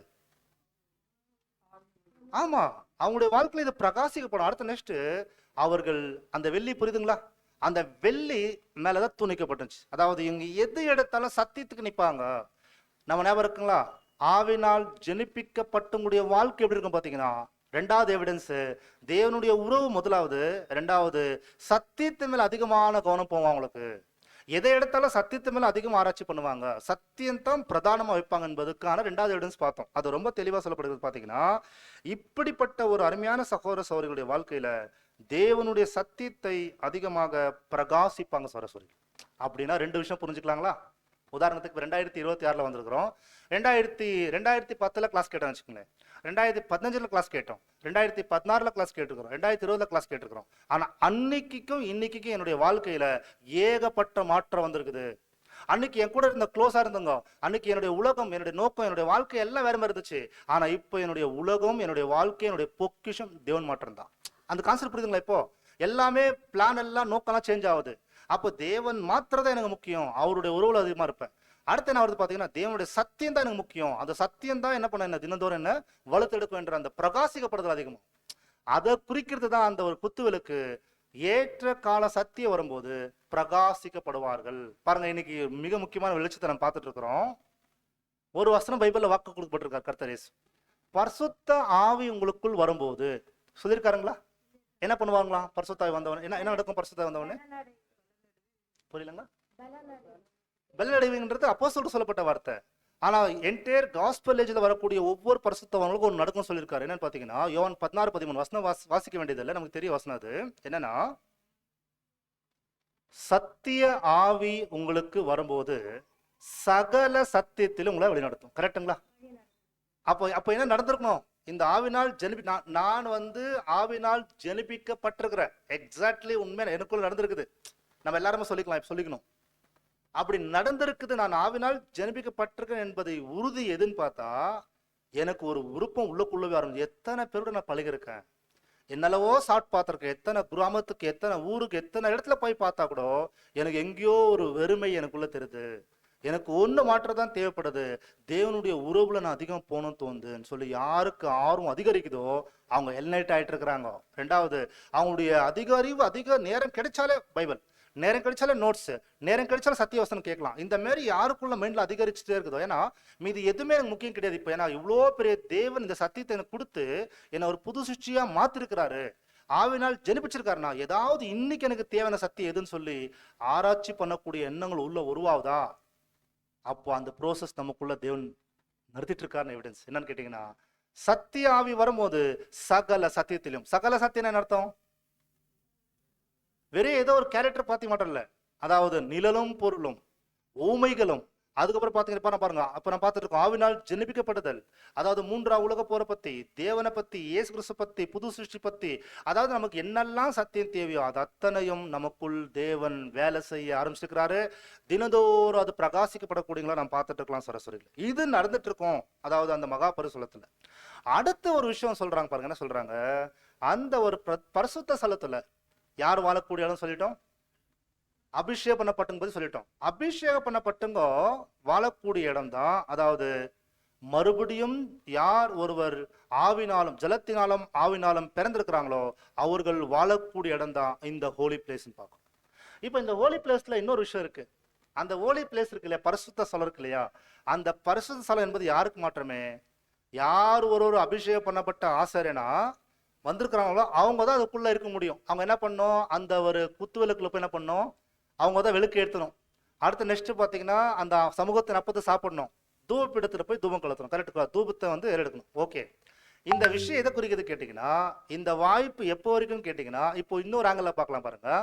இந்த சுவிசேஷர் பாத்தீங்களா, இந்த சுவிசேஷ யுகத்துல மாற்றம்தான் அந்த ஹோலி பிளேஸ் குறிக்குது. இன்னும் எளிமையா சொல்றேன், அந்த பரிசுத்த ஸ்தலம் எதை குறிக்குதுன்னா என்டையர் காஸ்பல் ஏஜ் மாற்றத்தை குறிக்குது. புரிஞ்சுங்களா? இது வரைக்கும் நமக்கு அந்த கோணம் புரிஞ்சிருக்காது. அதாவது இந்த பரிசுத்த ஸ்தலத்துக்குள் நடக்கிற பலிகள், சாரி, அந்த அந்த பாசனுடைய ஊழியங்கள் பாத்தீங்கன்னா என்டையர் காஸ்பல் ஏஜ் குறிக்குது சரஸ்வரிகள். இந்த சுவிசேஷ யுகத்துல மாற்றம்தான் இந்த ஒரு வேலையை நம்மளால செய்ய முடியும். அப்படின்னா நாம இன்னொரு விஷயத்தை இப்ப தெரிஞ்சுக்க போனோம். என்னன்னா, இந்த ஒரு பரிசுத்த ஸ்தலத்துக்குள்ள வந்ததுக்கு அப்புறம் இப்போ வந்திருக்கிற ஆசாரனுடைய வேலை என்னன்னு கேட்டா, அவர் அந்த குத்து விளக்கின் மூலமாக பிரகாசிக்கப்படணும். முதல் அறிகுறி இப்ப பார்த்தலாங்களா, நான் உண்மையிலே ஆவினால் ஜெனிப்பிக்கப்பட்டிருந்தா நான் என்னவா ஆயிருக்கணும். இப்ப எல்லாருக்குமே கர்த்தர் எங்கேயாவது பத்தி பேசியிருக்காருங்களா, பேசியிருக்காரா, பேசியிருப்பார்ல, நீங்கள் உலகத்துக்கு வெளிச்சமா இருக்கிறீர்கள். பாத்தீங்களா? ஏன் அப்படின்னா, உங்களுக்கு எல்லாருக்குமே ஒரு எளிமையான கேள்விதான். அந்த ஹோலி பிளேஸ் சொல்ற பாத்தீங்களா, பரிசுத்த ஸ்தலம் சொல்றேன் பாத்தீங்களா, இன்னொரு ஸ்டேட் நான் பார்த்தலாருங்க, அது உங்களுக்கு தானே புரியுது. பாருங்க, இந்த பரிசுத்த ஸ்தலம் சொல்றோம் இல்லைங்களா சரஸ்வரிகளே, அங்க சூரியனுடைய வெளிச்சம் வருமா, கவனிக்கிறீங்களா? இந்த பரிசுத்த ஸ்தலத்துக்குள்ள சூரிய வெளிச்சம் நேரடியாக வருமா? கரெக்டா சொல்லுங்களேன், யோசிச்சு சொல்லுங்களேன். ஹோலி பிளேஸுக்குள்ள சூரிய வெளிச்சம் வருமான்னு கேட்குறேன். வருமா வராதுங்க? வராது. ஏன் வராது? காரணம் சொல்லுங்க பார்க்கலாம். ஏதோ மூடி இருக்காங்க. என்ன போட்டு மூடி இருக்காங்க? நெக்ஸ்ட் படிக்க போறோம் ஆசாரிய கூடாரத்தை பத்தி. வனாந்த பயண புத்தகத்தில் அதை பத்தி டாபர்நக்கல் பத்தி பேசியிருக்காரு. நீங்களே ஏற்கனவே படிச்சிருப்பீங்க, ஒரு வந்திருப்பீங்க. அதாவது அந்த ஆசாரிப்பு கூடாரத்தின் மேல் சூரிய வெளிச்சம் வராதபடிக்கு அநேக கிளாத் வந்து என்ன பண்ண பார்த்தீங்கன்னா கூடாரத்து மேல போடணும், வெவ்வேறு கிளாத் போடணும். அது எல்லாமே ரொம்ப ஆழமான சத்தியம். நெக்ஸ்ட் நம்ம படிக்கலாம், வேற வனாந்திர பயண புத்தகத்தில் அது வருது. ஆனா இன்னைக்கு அது இல்லாம பாடம். அப்போ நேரடியாக சூரிய வெளிச்சம் வந்து அதாவது பிரகாரத்துக்குள்ள வரும், ஆனா எங்க வராது. அப்போ பிரகாரத்துக்குள்ள வந்திருக்கிற சூரிய வெளிச்சம் பரிசுத்த ஸ்தலத்துக்கு வராதுனாக்கா, அப்போ பரிசுத்த ஸ்தலத்துக்குள்ள இருக்கிறவங்களுக்கு எது வெளிச்சம்? அப்போ அந்த குத்துவிளக்கு தான். கரெக்டுங்களா? அப்போ அந்த குத்துவிளக்கு தான் ஏற்ற கால சத்தியம். ஓகே. ரெண்டாவது, அந்த சத்தியம் பெற்றுக்கொள்ளக்கூடியவங்களை யாரா மாறுவான் பார்த்தீங்கன்னா, என்ன எவிடன்ஸ் கேட்டீங்கன்னா, அவங்களுடைய வாழ்க்கை தான் எவிடன்ஸ். பைபிள் வசனம் இருக்கு இல்லைங்களா? மத்தேயு 5 அதிகாரம் 16 வசனத்தை வாசிக்கலாம். மத்தேயு 5 அதிகாரம் 16 வசனத்தை வாசிக்கலாம். Matthew chapter 5 verses 16. மத்தேயு 5 அதிகாரம் 15வது வசனம் 16வது வசனம். இவ்விதமாய் மனுஷர் உங்கள் நற்கிரியைகளைக் கண்டு பரலோகத்தில் இருக்கிற உங்கள் பிதாவை மகிமைப்படுத்தும்படி உங்கள் வெளிச்சம் அவர்கள் முன்பாக பிரகாசிக்க கடவது. பாத்தீங்களா? உங்கள் வெளிச்சம் அவர்களுக்கு முன்பாக பிரகாசிக்க கடவது என்ற வார்த்தை. அப்படின்னா தேவனுடைய பிள்ளைகள், அர்ப்பணிக்கப்பட்டவர்கள் பிரகாசிக்கப்படக்கூடியவர்களாக காணப்படுவாங்க. எப்படிங்க பிரகாசிக்கப்படக்கூடிய விஷயம் காட்டுறது? இப்ப இயேசு கிறிஸ்து எங்கேயாவது ஒரு இடத்துல பேசியிருக்காருங்களா? எங்கேயாவது இயேசு கிறிஸ்து இப்படி பேசியிருக்காரா? நானே உலகத்து வெளிச்சம் பேசியிருக்காரா? ஏன் அந்த வார்த்தை அவர் பயன்படுத்தியிருக்கிறார்? நான் தான் உலகத்து வெளிச்சம் ஏன் பயன்படுத்தியிருக்கிறாரு? அப்ப அந்த மோஸ்ட் ஹோலி பிளேஸ் போறதுக்கு முன்னாடி யார் இந்த ஆசாரிய கூடாரத்துல வேலை செய்திருக்கா? அப்போ இந்த ஆசாரிய கூடாரத்துல யார் வேலை செய்திருக்கிறா? முதல் ஆவிக்குரிய அர்த்தத்துல நம்முடைய பிரதான ஆசாரியர் தான் உலகத்துக்கு வெளிச்சமாக, தேவனுக்கு சுகந்த பலியாக, சுகந்த வாசனையாக இந்த உலகத்துக்கு வாழும் போது உலகமே இருட்டு தானே. இந்த இருட்டுல தானே கர்த்தர் இயேசு உலகத்துக்கு வந்தார். இந்த உலகத்துல இயேசு இருட்டுல கர்த்தர் இயேசு வெளிச்சமா பிரகாசிச்சதுனாலதான் ஒருத்தருடைய குற்ற வெளிப்படைச்சு வெளிப்படலையா? சாமா சாமா சமுதாயத்துல அன்னைக்கு பரிசேயர்கள், வேதபாரர்கள், சதுசேயர்கள் எல்லாமே மனுஷர்களை கட்டுப்படுத்தி அடிமைத்தனத்துல வச்சு வாழ்ந்துட்டு இருக்கிற அந்த காலத்துல இந்த வெளிச்சம் இப்படி பிரகாச உடனே என்னாச்சுங்க, எல்லாமே எல்லாம் வெளிச்சப்படி வந்துச்சுங்களா? அப்ப யாரு அந்த வெளிச்சத்தை தேடி போனாங்க? யார் வெளிச்சத்தை விரும்பினாங்களோ அந்த வெளிச்சத்தோட பயணம் செய்தாங்களா? அந்த வெளிச்சத்தைக்குள்ள வராதுக்கு என்ன பண்ணிட்டாங்க? நீங்க எளிமையா சொல்லாமே, வெளிச்சத்தை எதிர்த்து என்ன பண்ணிட்டாங்க? வெளிச்சத்தை முற்றிலும் அழிக்கலாம் பிளான் பண்ணாங்க. கரெக்டுங்களா? அப்போ இயேசு கிறிஸ்துடைய வாழ்க்கை தேவனுக்கு சுகந்த வாசனையா இருந்துச்சு. அதே இயேசு கிறிஸ்துடைய வாழ்க்கை மனிதர்களுக்கு எப்படி இருந்துச்சுங்களா? பேசிக் கிளாஸ் தான் பேசிட்டு இருக்கிறேன். பேசிக் தான் இது. இன்னும் நம்ம நான் அடுத்த ஸ்டேஜுக்கு போல. இயேசு கிறிஸ்துடைய வாழ்க்கை தேவனுக்கு சுகந்த வாசனையா இருந்துச்சு பலிஞ்சு எடுக்கும்போது. ஆனா யாருக்கு அது அருவருப்பா இருந்துச்சு? அவங்களோட சொந்த ஜனத்துக்கு எப்படி இருந்துச்சுங்களா? பிடிக்கல. அவருடைய செயல்கள், அவருடைய பேச்சு, அவருடைய கிரியைகள், அவருடைய நடத்தை, அவருடைய பலிஞ்சி, அவருடைய அற்புதங்கள், அவருடைய ஊழியங்கள் எதுவுமே பிடிக்கல. யாருக்கு பாத்தீங்கன்னா? அந்த யூதர்களுக்கு. அதே விஷயம் யாருக்கு நடக்கும்? இப்போ அடுத்து யாருக்கு நடக்கும்? நமக்கு நடக்கும். கரெக்டுங்களா? அப்ப நம்முடைய சொந்த பந்தங்கள், நம்முடைய உற்றார் உறவினர், நம்முடைய வாழ்க்கை யாருக்கு பிடிக்காது? ஃபர்ஸ்ட் ஆஃப் ஆல் இவங்க எங்கேயோ போறாங்க, எங்கேயோ வராங்க, என்னவோ செய்யறாங்க, மீட்டிங் சொல்றாங்க, பைபிள் கிளாஸ் போறாங்க, அதை விட்டுட்டு இவங்களுக்கு பொழைக்கிறதே தெரியாதுன்ற மாதிரி யாரும் அர்த்தமா பார்ப்பாங்க. புரியுதுங்களா? அப்போ அதன் மத்தியத்துல பிரகாசிக்க கொடுங்க யார் இருப்பாங்க பாத்தீங்கன்னா? இந்த அர்ப்பணிக்கப்பட்டவங்க, அதாவது ஆவினால் ஜனிப்பிக்கப்பட்டவங்க அப்படி இருப்பாங்க சரஸ்வதி. அப்படின்னா ஒரே வேர்ட்ல சொல்ல போனா என்ன நடந்துட்டு இருக்குன்னு கேட்டீங்கன்னா, உலகத்திலிருந்து பிரித்தெடுக்கப்பட்ட வாழ்க்கை. இன்னும் ஒரு ஆழமான வார்த்தை இதுக்கு பேசலாம். பரிசுத்த ஸ்தலம் என்பது என்னன்னா, ஆவினால் ஜனிப்பிக்கப்பட்ட ஒருவர் எவரோ அவருடைய வாழ்க்கையின் நிலைதான் அந்த தூண்களில் வச்சு தேவன் வெளிப்படுத்திருக்கிறாரு. அதாவது அபிஷேகம் பண்ணப்பட்டவங்க, ஆவினால் ஜனிப்பிக்கப்பட்டவங்க வாழக்கூடிய அந்த வாழ்க்கையை குறிக்குது பரிசுத்த ஸ்தலம் என்பதை நான் பார்க்கிறோம். நம்ம இது எது எப்படி மனதில் வைத்துக் கொள்ளட்டும்? வீட்டில் இருக்கும்போது, வெளியே இருக்கும்போது, உலகத்தில் இருக்கும்போது எப்படி மனதில் வச்சுட்டோம் பார்த்தீங்கன்னா, ரொம்ப எளிமையா புரிஞ்சுக்கலாம். உலகத்திலிருந்து பிரிக்கெடுக்கப்பட்ட ஒரு ஆசாரியன், வார்த்தைகள் உனீங்க, உலகத்திலிருந்து பிரிக்கெடுக்கப்பட்ட ஒரு ஆசாரியன் பரிசுத்த ஸ்தலத்தில் அடைந்திருப்பதுன்னா புரியுதுங்களா? என்னங்களா? அதுக்குள்ளவே தங்கியிருப்பது, அதுக்குள்ளவே வாழ்ந்துட்டு இருக்கிறது. இப்ப பாயிண்ட் பாருங்க, அதுல இருந்து வெளியே போகாதீங்க. அப்படி வெளியே போனா ஆபத்து இருக்கு. யார் ஒருவர் அனுதினமும் பலியின் ஜீவித்தை ஏறெடுக்கக்கூடியவங்களா காணப்படுறாங்களோ, யார் இந்த அர்ப்பணிப்புக்குள்ள உண்மையா இருக்குன்னு ஆசைப்படுறாங்களோ, அவங்க வாழ்க்கை முழுவதுமே எங்கதான் அவங்க வாசமா இருக்கணும். நீங்க சொன்னா அடுத்த ஸ்டேஜுக்கு போலாம். அப்ப நம்ம எல்லாருமே எங்கதான் குடியிருக்கணும் எப்பவுமே. அங்க நமக்கு என்ன இருக்கு? அங்க என்ன இருக்கு? குத்து விளக்கு, அதுக்கப்புறம் அடுத்து என்ன இருக்கு? சமூகத்தின் அப்பம், அதுக்கப்புறம் அப்படின்னு ஆசாரனுடைய வாழ்க்கை என்பது என்னன்னா பரிசுத்தவான். இந்த பரிசுத்தம், ஹோலி என்பதுக்கான அர்த்தம் பாத்தீங்கன்னா உலகத்திலிருந்து பிரித்தெடுக்கப்பட்ட ஒரு நிலை. அப்போ உலகத்திலிருந்து பிரித்தெடுக்கப்பட்ட நிலை என்பது நான் எப்பொழுதுமே அர்ப்பணிக்கப்பட்ட என்ற சிந்தையோடு தனிப்பட்ட வாழ்க்கையில சமூக அப்பத்தை நாம் புசிக்கக்கூடியவர்களாக காணப்படுறோம். அதாவது சமூகத்தின் அப்பம் குறிக்குது பலமான ஆகாரம். பலமான ஆகாரத்தை நாம் உட்கொள்வதன் மூலமாக நாம் மிகப்பெரிய வாக்குத்தத்தத்தின் வசனத்தை உட்கொள்கிறோம். பலமான ஆகாரம் பாருங்க, யார் மட்டும் சாப்பிடணும் அந்த அப்பத்தை? அந்த சமூகத்தின் அப்பத்தை யார் மட்டும் சாப்பிடலாம் சார் சொல்லிக்கலே? அப்போ இந்த உலகத்திலே யாருக்கு மட்டும் இந்த வாய்ப்பு இருக்குன்னா பரிசுத்தவான்களுக்கு பலமான ஆகாரத்தை புசிக்கலாம். அதுக்குதான் சொல்றோம் தி பைபிள் பேலஸ். ஆசாரி கூடாரத்தில் இருக்கக்கூடிய 66 புத்தகம், அதாவது அவ்வாறு அப்பங்களை எடுத்து நாம் பார்க்கும்போது, அந்த அவ்வாறு அப்பங்களை எடுத்து நாம் சாப்பிடும்போது நீங்க விரும்பின அறைகளுக்கு போயிட்டு வரலாம். யாரையும் கேட்க வேண்டிய கிடையாது, யாருக்குமே நீ வெயிட் பண்ண வேண்டிய கிடையாது. என்ன விஷயத்துக்கு? நீங்க நேர்மையா புத்தகம் படிக்கலாம், நீங்க எஸ்ரா புத்தகம் படிக்கலாம், எரேமியா படிக்கலாம், ஏசாயா படிக்கலாம், மத்தேயு படிக்கலாம், யோவான் படிக்கலாம், எந்த புத்தகத்துல படிக்கலாம். இதை எடுத்து அப்படி நீங்க வாழும் வந்துடும். முதலாவது வால்யூம் படிக்கலாம், 2வது வால்யூம் படிக்கலாம், 3வது வால்யூம் படிக்கலாம், டாபர்னக்கல் படிக்கலாம். ஆசாரி கூடாரத்தில் இருக்கிற அநேக ரகசியங்கள் நீங்க தெரிஞ்சுக்கலாம். ஆவிக்குரிய விஷயங்கள் எது வேணாலும் படிக்க படிக்க படிக்க இப்ப பாருங்களேன், ஆவிக்குரியவன் கவனிங்க, ஆவிக்குரியவன் ஆவிக்குரியபடியே சிந்திப்பான். அப்படின்னு அர்த்தம் தெரியுங்களா? எதை நாம் அதுக்குள்ள அதிகமா உள்வாங்குறோமோ போஷாக்க, அதன்படிதான் செயல்படுவோம். கரெக்டுங்களா? இப்ப யாரோட சேர்ந்து அதிகமா நடுகிறோமோ அவங்களுடைய பேச்சு, அவங்க நடத்தைகள் அவங்கள மாதிரி பேசும், அவங்கள மாதிரி சிந்திப்போம். பாத்தீங்களா? கடந்த சண்டே வந்து பிரதர் முத்துக்கு ஒரு அருமையான பாடத்தை பிரசன்ட் பண்ணாங்க. தேவ பக்தி, தேவ தன்மை. என்னங்களா? தேவ பக்தி என்பது என்னன்னா, தேவனுடைய வார்த்தைக்கு இசைந்து கீழ்ப்படிந்து வார்த்தையிலும் செய்கையிலும் வாழ்க்கையில எல்லாவற்றையும் தேவனுக்கு மகிமைப்படுத்துறது. இல்லைங்களா? அந்த தேவனுக்கு மகிமை படுத்த படுத்த படுத்த வாழ்க்கையில ஒரு நாள் போக போக என்ன ஆயிரம் பாத்தீங்கன்னா, நம்முடைய வாழ்க்கையில சொல்லிக்கலே, தேவன் எப்படி அன்பு காமிச்சாரோ, தேவன் எப்படி நீதி செலுத்தினாரோ, தேவன் எப்படி இறக்க காமிச்சாரோ, தேவனுடைய குணங்கள் எல்லாமே யார்கிட்ட டிரான்ஸ்பர் ஆகும்? தேவனுடைய குணங்கள் எல்லாம் யார்கிட்ட வெளிப்பட்டுச்சு? அப்படியே இயேசு கிறிஸ்துக்குள்ள வெளிப்பட்டுச்சா? அப்போ தேவனுடைய குணங்கள் இயேசு கிறிஸ்துக்குள்ள வெளிப்பட்டது போலவே தெய்வத்தன்மை என்பது நாம அவரோட இசைந்திருந்தாக்கா யாருக்கு வெளிப்படும்? யார்கிட்ட வெளிப்படும்? நமக்கிட்ட வெளிப்படும்.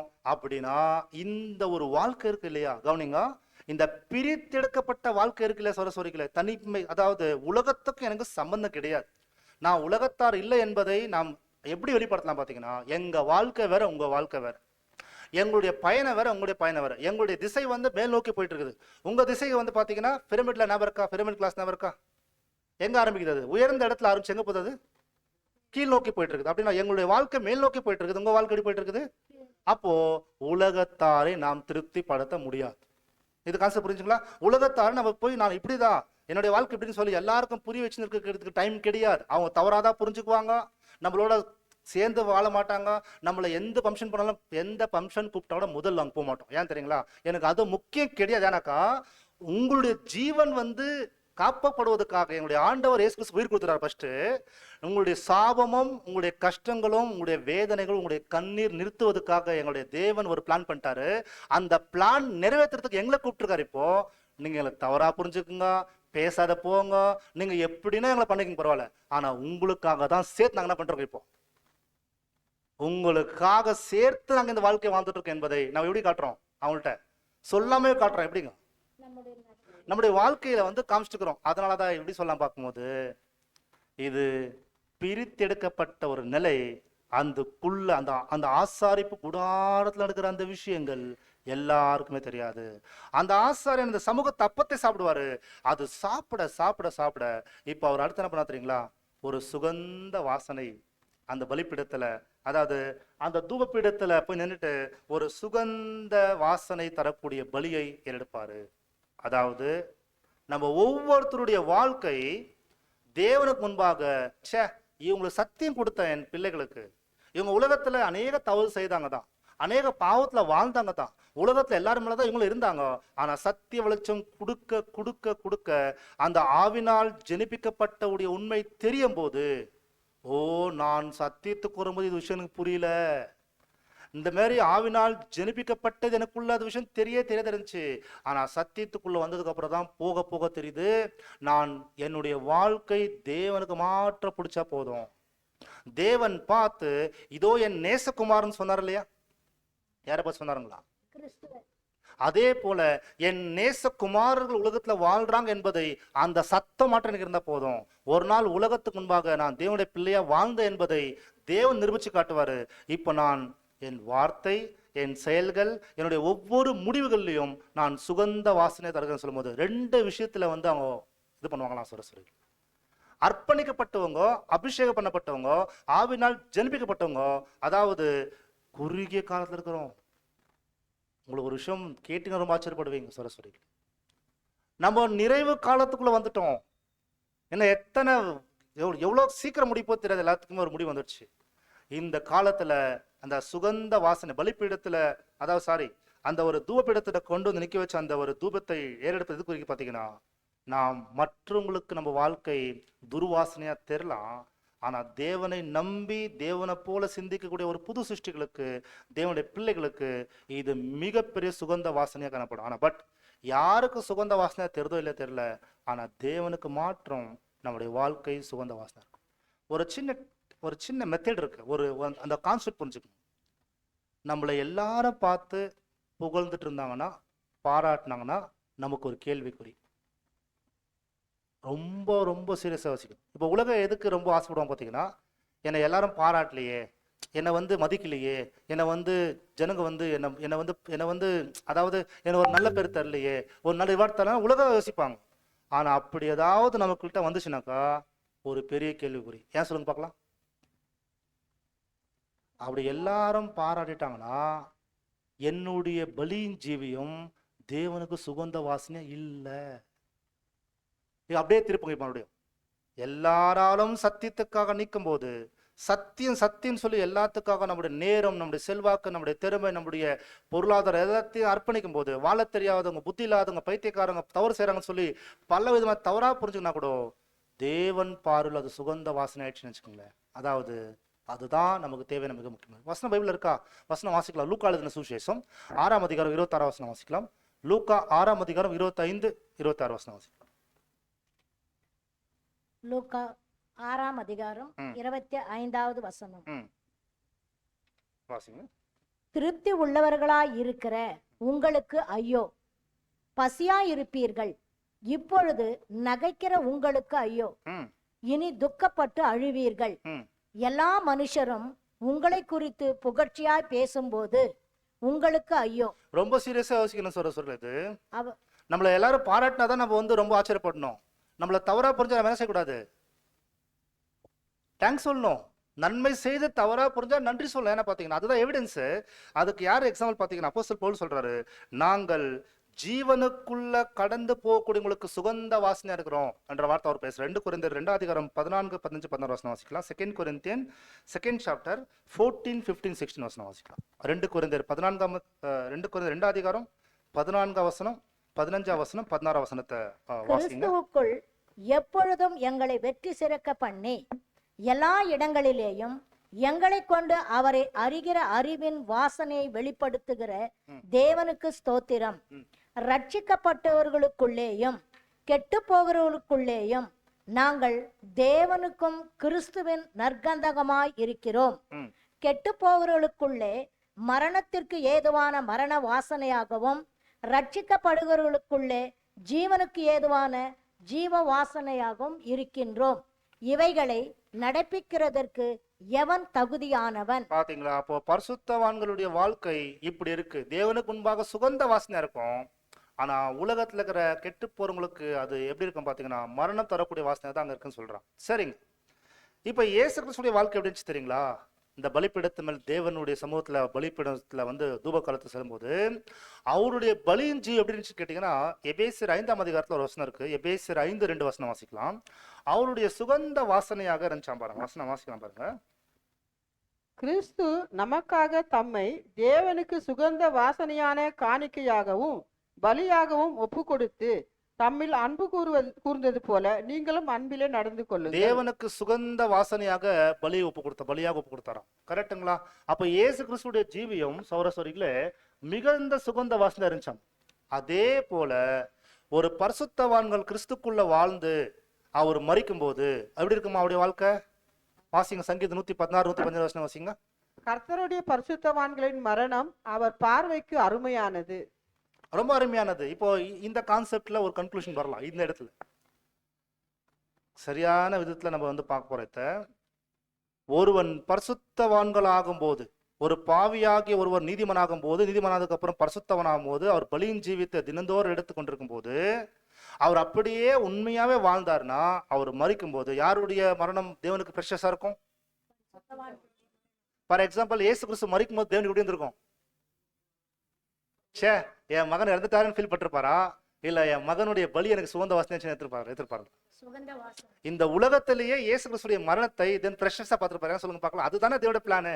அப்போ அவர் மரிக்கும் போது ஒரு மிகப்பெரிய ஒரு ஆசீர்வாதத்தோட அவர் மரிச்சிருக்காரு. அப்போ அதே போலதான் தேவனுடைய பார்வையில யாருடைய மரணம் பிரஷஸா இருக்கு தெரியுங்களா?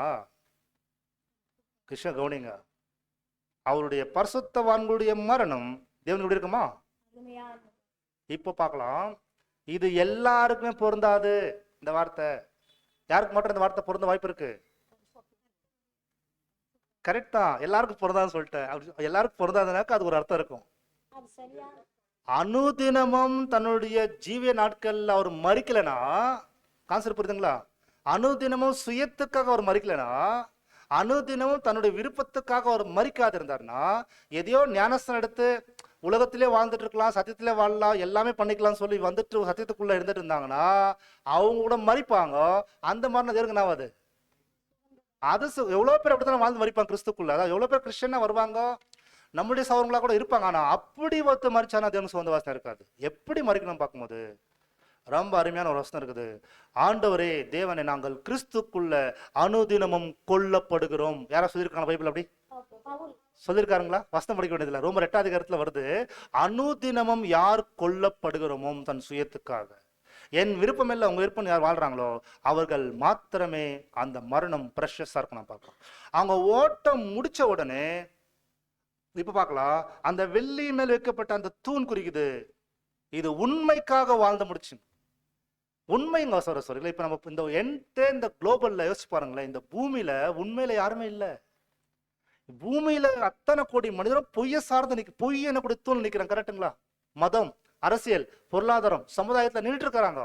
ஆனா ஒரு வகுப்பாறு மாற்றமே என்ன பண்றாங்க? வெள்ளியின் மேல, வெள்ளி பீடத்தின் மேல தூணா காமிச்சிருக்காருன்னா உண்மைக்குள்ள நின்னு உண்மைக்காக வாழ்ந்து முடிச்சிருக்கிறான். அப்படின்னா அவங்க பரலோகத்துக்கு மனவாட்டிய போகும்போது அங்க ஒரு விஷயம் சேஞ்ச் ஆகுது. என்ன தெரியுங்களா? வெளிப்படுத்தல் 19 அதிகாரத்துல வசனம் இருக்குது. வெளிப்படுத்தல் 19 7ஆம் வசனம் 8ஆம் வசனம் வாசிக்கலாம். ரெவலேஷன் 19 verses 7 and 8 வசனம் வாசிக்கலாம். நாம் சந்தோஷப்பட்டு களி கூர்ந்து அவருக்கு துதி செலுத்த கடவோம். ஆட்டுக்குட்டியானவருடைய கல்யாணம் வந்தது, அவருடைய மனைவி தன்னை ஆயத்தம் பண்ணினாள் என்று சொல்ல கேட்டேன். பாருங்க, இப்ப அவருடைய மனைவி தன்னை ஆயத்தம் பண்ணினாள்னு சொல்லும்போது இந்த பாட்டு ஞாபகம் வச்சுக்கோங்க. செகண்ட் பார்ட்ல பார்க்க போறோம். செகண்ட் பார்ட்ல ஒரு முக்கியமான பாட்டு படிக்க போறோம். அவளுடைய மனைவி தன்னை ஆயத்தம் செய்தாள். அவங்கள ஆயத்தம் படுத்தினாங்களா, ஆயத்தம் செய்துக்கிறாங்களா? அவங்க செய்துக்கிறாங்க இல்லைங்களா? 2 பாகம் இருக்குது, அதில் பார்க்க போறோம். இப்போ அவளுடைய மனைவி தன்னை ஆயத்தம் செய்தால் வசனம் படிக்கிற இல்லைங்களா? கொஞ்சம் இந்த வசனத்துல கவனம் செலுத்துங்க. அடுத்து இப்ப பார்க்கலாம். அவள் மனைவி தன்னை ஆயத்தம் செய்தால். அடுத்த நெக்ஸ்ட் வாசிங்க. சுத்தமும் பிரகாசமான மெல்லிய வஸ்திரம் தரித்து கொள்ளும்படி அவளுக்கு அளிக்கப்பட்டது. அந்த மெல்லிய வஸ்திரம் பரிசுத்தவான்களுடைய நீதிகளே. இப்போ கேள்வி சரஸ்வரி, இந்த கேள்வி கொஞ்சம் கவனமா கேளுங்க. சுத்தமும் வெள்ளியும் பிரகாசமான ஒரு மெல்லிய வஸ்திரம் கொடுக்கப்பட்டது. அந்த வஸ்திரம் சொல்றாங்க இல்லையா, அது என்னவா? அது பரிசுத்தவான்களுடைய நீதிகளே. இப்ப கேள்வி என்னன்னா, அது என்ன? அது பரிசுத்தவான்களுடைய நீதி தான். அந்த வஸ்திரம் எது குறிக்குதுன்னா பரிசுத்தவானுடைய நீதின்னு சொல்லப்படுது. அது என்ன? அப்போ இப்ப வரைக்கும் பார்த்தோம், பாவிகளாகிய நம்ம மரக்கட்டைய தூணா வைக்கிறாங்க, வெங்கல பீடத்தை வைக்கிறாங்க. கரெக்டுங்களா? அது கர்த்தருடைய புண்ணியத்தினால் நம்ம நாக்கப்படுறோம். நீதி வஸ்திரம். கரெக்டுங்களா? இது என்ன? மெல்லிய வஸ்திரம் பரிசுத்தவான் நீதி குறிக்குதுன்னு சொல்றாங்களே, அது என்ன அப்போ? அதாவது பூமியில இருக்கிற வரைக்குமே நமக்கு யாருடைய நீதி தேவைப்படுது? யாருடைய வஸ்திரம் தேவைப்படுது? இயேசு கிறிஸ்து இல்லாமல் நாம் ஒன்றுமே செய்ய முடியாது. அப்படின்னா அந்த பரிசுத்த ஸ்தலத்துல ஓடி முடிச்சு பரலோகத்துக்கு போனதுக்கு அப்புறம் அது என்ன சொல்லப்படுது? அது பரிசுத்தவான்களுடைய நீதிகள் அப்படின்னு அர்த்தங்களா? அது நாம் சம்பாதிச்ச கேரக்டர். புரியுதுங்களா? நாம் கிறிஸ்துக்குள்ள நாம் தினந்தோறும் ஒவ்வொரு நாளும் சதுக்கெடுத்த கேரக்டர். கரெக்டுங்களா? அந்த கேரக்டருக்கு தான் எதுங்க? இப்போ எக்ஸாம்பிள், இப்போ ஒரு ஹாஃப் டே கிளாஸ் இப்போ நான் பேசுறேன், 3 hour கிளாஸ் பேசுறேன். இப்போ 3 hour கிளாஸ் எத்தனை ஊர்ல போய் பேசலாம்? இதுக்கு தேவன் தெய்வீக சபை கொடுப்பாரா? இப்போ நீங்க ஒரு 3 hour ஹாஃப் டே எவ்வளோ டைம் கொடுத்து எல்லாம் பண்ணிக்கீங்க. ஒவ்வொருத்தரும் ஒரு பார்ட் செய்திருக்கலாம். இன்னைக்கு எத்தனை விதமான ஊழியங்கள் செய்திருக்கலாம். இந்த கன்வென்ஷன் முடியும், ஆஃப் டே முடியும் போது எவ்வளோ ஊழியங்கள். இதுக்கு தேவன் தெய்வீக சபை கொடுப்பாரா? கொடுக்க முடியாது. ஏன்னா அப்படி கொடுத்துட்டாருன்னா தேவன் யாருக்கு அநியாயம் பண்ண மாதிரி? உலகத்தாருக்கு அநியாயம் பண்ண தானே? ஏன்னா எல்லாத்தையும் நடக்குது இல்லையா? நான் இயேசு கிறிஸ்துடைய நீதியை என் வாழ்க்கையில நான் வச்சுட்டு தேவனுடைய பரிசுத்தாவை பெற்றுக்கொண்டு நான் சுகந்த வாசனை காட்டுன குறித்து பார்த்தீங்கன்னா, எனக்குள் நான் கேரக்டர் டெவலப் பண்ணணும். எனக்குள் கிறிஸ்துடைய குணங்களை நான் உருவாக்கி எடுக்கிறதுக்கு யாரு இந்த வேலை செய்தா கரெக்டா இருக்கும் சொல்லுங்க பார்க்கலாம். ரொம்ப எளிமையான விளக்கம் தெரியுங்களா? நான் தான் தேவனுக்கு பிடிச்ச கேரக்டரை காட்டணும் என்பதை உறுதி செய்யலாம். கரெக்டுங்களா? அப்ப நான் இந்த பூமியில என்னெல்லாம் கேரக்டர் டெவலப் பண்றனோ அதுக்கு என்னெல்லாம் தேவன் உதவி செய்றாரு? பரிசுத்தாவை தராரு, அதுக்கப்புறம் சத்தியத்தை கொடுக்குறாரு, அதுக்கப்புறம் புக்ஸுங்க தராரு, சௌரசருடைய உறவு தராரு, எக்லிஷா தராரு, அது எல்லாமே கொடுத்துறாரு. ஆனா கேரக்டர் காட்ட வேண்டியது தெளிவா இருக்குங்களா? அப்படி காமிச்சு முச்சனா அதுதான் பரலோகத்தை காட்டுது. அது பரிசுத்தவான்களுடைய நீதிகளே. கரெக்டுங்களா? ஆனா இந்த வேலை நமக்குள்ள போயிட்டு இருக்கும்போது, அந்த உருவாக்கப்படுதல் நமக்குள்ள போயிட்டு இருக்கும்போது, பரிசுத்தவான் உலகத்துல இருந்து பிரித்து எடுக்கப்பட்டு பிரகாரத்துல இருந்து பாலத்தில் பெருக்கப்பட்டு அவன் தனியா புது சிருஷ்டியா உள்ள உருவாயிட்டு இருக்கிற அந்த காலப்பகுதி தான் தாவீது சொல்றாரு, என் தாய் என்னை பாவத்தில் கர்ப்பம் தரித்தால் நான் துர்குணத்தில் உருவான சொன்னார் தானே. அப்படி உருவாக்கப்பட்ட ஒரு மனிதர்களாகிய நம் சௌரஸ்வரிகளே, இது கன்க்ளூஷன். இது அப்படி உருவாக்கப்பட்ட பாவிகளாகிய நம்மள தேவன் என்ன பண்ற பாத்தீங்கன்னா, நான் பிரமிக்கத்தக்க அதிசயமாக என்னை நீங்க உருவாக்குறீங்கன்னு சொல்றாரா அதே தாவீது. அப்படின்னா இதே பூமியில ஒரு தாயின் வயிற்றுக்குள்ள 9 மாசம் வயிற்றுக்குள்ள குழந்தை எப்படி வளர்ந்து வருகிறதோ அது போல யாருக்குமே தெரியாத அளவுக்கு நமக்குள்ள ஒரு பிரித்தெடுக்கப்பட்டு ஒரு புது குணங்கள் நமக்குள்ள உருவாக்கி எடுத்து வரக்கூடிய வேலை முடிகிற வரைக்குமே உலக மனிதரால் நம்மள புரிஞ்சுக்க முடியாது. நமக்குள்ள என்ன நடந்துட்டு இருக்குன்றது யாராலும் தெரிஞ்சுக்கொள்ள முடியாது. அப்படி இருக்கும்போது இந்த நேரங்கள்ல தான் எல்லாம் நினைச்சுக்குவாங்க, இவங்க வாழ்க்கை எதுக்காக வாழ்ந்துட்டு இருக்காங்கன்னே தெரியலையே, இவங்களை புரிஞ்சுக்க முடியல என்ற மாதிரி நம்மளை பார்க்குறவங்களாரும் கன்ஃபியூஷனாக தான் இருக்கும். கரெக்டுங்களா? ஏன்னா டோட்டலாக வித்தியாசம் இருக்கும். நம்ம எதுக்கு முக்கியம் கொடுப்போம், உலகம், பேரு, புகழ், ஸ்தானம் எதுக்கும் முக்கியம் கொடுக்காம அப்படி வாழ்ந்துட்டு இருக்கும்போது இங்கே நமக்கு பேர் பார்த்தீங்கன்னா இவர்கள் வாழ தெரியாதவர்கள், பிழைக்க தெரியாதவர் என்ற வார்த்தை மூத்திரை அடிப்பாங்க. புரியுதுங்களா? ஆனா நமக்குள் ஒரு கேரக்டர் வளர்ந்துட்டு இருக்கோம். அந்த கேரக்டர் கிறிஸ்துவின் சாயலாக முத்திரிக்கப்படும் போது ஓகே, இந்த மகனுக்கு ஒரு நாள் ஃபுல்லா 10 வருஷம் குத்திருந்த 15 வருஷம் குத்திருந்த இவருக்குள்ள என்னுடைய எல்லா மகனுடைய கேரக்டர் வந்திருக்குது, போதும், நீங்க மனுஷனா வாழ்ந்தது போதும், இப்போ நீங்க ஓட்ட முடியும்னு சொல்லும் போது இந்த சரீரத்துக்கு மரணம் வரும், புது சிருஷ்டி இம்மிடியட்டா தெய்வீக சம்பவத்தில் போறோம். புரியுதுங்களா? ஸோ இந்த விஷயத்தை தான் ஆசாரிப்புறத்தை வச்சிருக்கிறாரு. பிரகாரம், பரிசுத்த ஸ்தலம், மகா பரிசுத்த ஸ்தலம். ஓகேங்களா?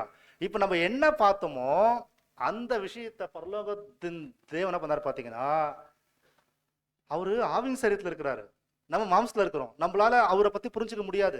உதாரணத்துக்கு எறும்பு கிட்ட போயிட்டு, எறும்பு நான் இந்த போன் உருவாயிருக்கிறேன், இந்த போன்ல நான் என்ன பண்ணுவேன்னா இங்க ஜஸ்ட் ஒரு நம்பர் போட்டேன்னா இங்க இருந்து அமெரிக்கால பூமிக்கு அந்த பக்கம் இருக்கிறாங்க பாருங்க, அதாவது பூமிக்கு அந்த பக்கம் இருக்கிறவங்கள்ட்ட நான் பேச முடியும். ஒருவேளை சேட்டலைட் மூலமாக நான் ஜூம் வழியா பேஸ் டு பேஸ் பார்க்க முடியும்னு சொல்லி எறும்புகிட்ட சொன்னா எறும்பு புரியுமா? இப்போ நான் போய் சொல்றேன் வச்சுக்கோங்களேன், எறும்புகிட்ட மீட் பண்ணி எறும்புன்னு எப்படின்னா ட்ரை பண்ண சொன்னா எறும்பு புரியாது இல்லையா? இப்போ எறும்புகிட்ட சொன்னா நம்ம என்ன பண்ணணும்? இப்போ ஒருவேளை நம்மளை பத்தி சொன்னா எறும்புகிட்ட சொன்னா என்ன பண்ணணும்? இப்போ எறும்புக்கு என்ன புரியுதோ, எறும்புக்கு என்ன சொன்னா எந்த ஆங்கிள் புரிஞ்சுக்க முடியுமோ அந்த மாதிரி எறும்பு உலகத்துக்கு போய் எறும்புக்கான எக்ஸாம்பிள் காமிச்சதான் புரியும். அதே மாதிரி இந்த பூமியில ஆதாமையால் பாவம் பண்ணதுக்கு அப்புறம் தேவன் தன் வல்லமை வெளிப்படுத்தல, சாத்தான் தூதர் வல்லமை பாவம் பண்ணும்போது தேவன் வல்லமை வெளிப்படுத்தல, அமைதியா இருந்து தேவன் என்ன பண்ணிட்டு இருக்காருன்னு கேட்டீங்கன்னா, இந்த சுவிசேஷ யுகத்துல தேவன் என்ன பண்ணிட்டு இருக்காருன்னு திரி வைக்கிறதுக்காக எறும்பு போல இருக்கிற நமக்கு இந்த புது சிருஷ்டியை நான் எப்படி உருவாக்கிட்டு இருக்கிறேன்னு சொல்லி காட்டுறதுக்காக தான் தேவன் கொண்டு வந்த இயற்கையிலேயே வசனம் சொல்லுகிறது, தெய்வத்துவம் என்பது காண முடியாத ஒருவர், காண முடியாத தேவனுடைய குணங்களை அவருடைய படைப்புல பார்க்கலாம்னு சொல்றார். இந்த என்டையர் இந்த பூமியில் இருக்கிற அத்தனை இயற்கை மூலமாக, கிரியேஷன் மூலமாக தேவனை பார்க்கலாம் கண்டுபிடிக்கிறோம். உதாரணத்துக்கு சூரியன், அதுக்கப்புறம் பார்த்தீங்கன்னா தண்ணீர், காற்று, நெருப்பு, இந்த உலகத்துல எல்லாத்துக்குள்ளவும் தேவனுடைய வல்லமை வெளிப்பட்டிருக்குது. இந்த பூமியில சூரியனை பார்த்தீங்கன்னா பிரகாசிக்கிற அந்த வெளிச்சம் பார்த்தீங்களா, எல்லா இடத்துக்கும் பூமியில் இருக்கக்கூடிய அத்தனை உயிரினங்கள் வாழ்வதற்கான உதவி தான் சூரியன். சூரிய இப்பேற்பட்ட சூரிய ஒரு படைப்பு. கரெக்டுங்களா? செடி கொடி மரம் ஒரு படைப்பு. உதாரணத்துக்கு இந்த உலகத்துல இருக்கிற மேக்சிமம் எல்லா செடி மரங்களால எப்படி இருக்குங்க? கிரீனா இருக்கா, கருப்பா இருக்கா, பச்சையா இருக்கா, இல்லாத ஒரு எல்லவா இருக்கா? மேக்சிமம் எப்படி இருக்கு? ஏன் எப்ப வச்சிருக்கீங்களா? ஏன் கிரீனா இருக்கு? அது காரணம் என்ன? ஏன் வச்சிருக்காரு தேவன்? இயற்கையிலே பாடம் இருக்குன்னு கேட்குறேன். நம்ம இன்னைக்கு என்ன பாடத்தை பார்த்தோமோ அதெல்லாம் இயற்கையில வச்சுக்கிறார். பிரதர் எனக்கு 1.5 hour நீங்க பேசுனீங்க, எனக்கு எளிமையா புரிஞ்சுக்க முடியலன்னு கேட்டா கூட எல்லாத்தையும் பைபிள்ல இருக்கிற சத்தியத்தை இயற்கையில வச்சிருக்காரு தேவன். இப்போ உதாரணம் கிரீனா வச்சிருக்காருன்னு பாத்தீங்கன்னா, கிரீன் குறிக்கு ஜீவன் தானே, ஜீவன் தானே அது. அப்ப என்ன பண்றாரு பாத்தீங்கன்னா, மனுஷருங்க எல்லாமே வண்டி டிரைவ் பண்ணி புகழ்லாம் வருதா, அங்க புகழ்லாம் என்ன பண்ணுது, மரம்லாம் வாங்கிடுதா, அது வாங்கி என்ன பண்ணுது, இப்போ அது அடுத்த நாள் நமக்கு என்ன ஆக்சிஜன் கொடுக்குது, நல்ல ஆக்சிஜன் கொடுக்குதா? அப்போ நம்ம அதுக்கு என்ன பண்றோம்? கரெக்டா சொல்லுங்க, நம்ம கெட்ட காத்து அதுக்கு கொடுக்குறோம், அது என்ன பண்ணுது, அது கெட்ட காத்து உள்வாங்க நல்லது கொடுக்குது. கரெக்டுங்களா? இதுல என்ன சொல்ல வர்றாரு அப்படின்னா, மரங்கள் எல்லாமே உங்களுக்கு தினந்தோறும் ஜீவன் கொடுத்துட்டு இருக்குது. என்னுடைய நான் யார் என்பதை மரம் காமிச்சிட்டு இருக்குது. கரெக்டுங்களா? இந்த முழு மனுக்குள்ள என்ன பண்றாங்க? தேவனுக்கு இப்போ வரைக்குமே முழு மனுக்குலம் தேவனுக்கு பாவம் பண்ணிட்டு இருக்காங்களா? தவறு செய்யறாங்களா? இது எல்லாம் செய்துட்டு இருந்தாலும் தேவன் என்ன பண்ணிருக்காரு? அவங்களுக்கு காமிச்சிருக்காரா? தேவன் மரத்துல காமிச்சிருக்காரா? அதே மாதிரி தேவனே இந்த 6000 வருஷமா இந்த சுவிசேஷத்துல ஏதோ ஆவினால் ஜென்மிக்கப்பட்ட விஷயம் செய்யறேன்னு சொல்றீங்களே, அந்த ஆவினால் ஜென்மிக்கப்படுறதுனா என்னது? அந்த மறுபடியும் ஜென்மிக்கப்படுறதுனா என்னது? புதுசுனா என்னதுன்னு கேட்டீங்கன்னா, நான் ஒரே ஒரு பூச்சிக்குள்ள வச்சிருக்கேன். ஒரே ஒரு பூச்சிக்குள்ள நான் வச்சிருக்கிறேன். அந்த பூச்சி தான் வண்ணத்து பூச்சி, பட்டர்ஃப்ளை. நீங்க என்ன இப்ப பாடத்தை கேட்டோமோ 6-7 வாரமா லைஃப் லாங் கேட்க போறோமோ, அது பட்டர்ஃப்ளைக்குள்ள வச்சிருக்கிறார். ஒரு பட்டா பூச்சிக்குள்ள தேவன் புது சிருஷ்டிக்கான ப்ரோசஸ், அதாவது பிரகாரம், பரிசுத்த ஸ்தலம், மகா பரிசுத்த ஸ்தலம், இந்த 3 நிலை எப்படி பிரகாரத்துக்குள்ளவும் பரிசுத்த ஸ்தலத்துக்குள்ளும் மகா பரிசுத்துக்குள்ள தூண் வச்சு அவர் காமிச்சாரோ, இந்த விஷயத்தை தேவன் பண்ணிட்டாருன்னா ஒரு பட்டாம்பூச்சிக்குள்ள வச்சு காமிச்சிருக்காரு. சரஸ்வதி பாருங்க, பட்டாம்பூச்சியுடைய நிலை பாருங்களேன், டிஃப்ரெண்டா, ரொம்ப அழகா, ரொம்ப அருமையான பணம் பார்த்தீங்கன்னா அது உருவாக்கப்படும். இந்த ஒரு விஷயத்தை நீங்க வாசிங்க. அப்படியே தெரியுதுங்களா? வாசிங்க. அப்படியே பட்டாம்பூச்சிக்குள்ள புது சிருஷ்டி பத்தி வச்சிருக்காரு. வாசிங்க.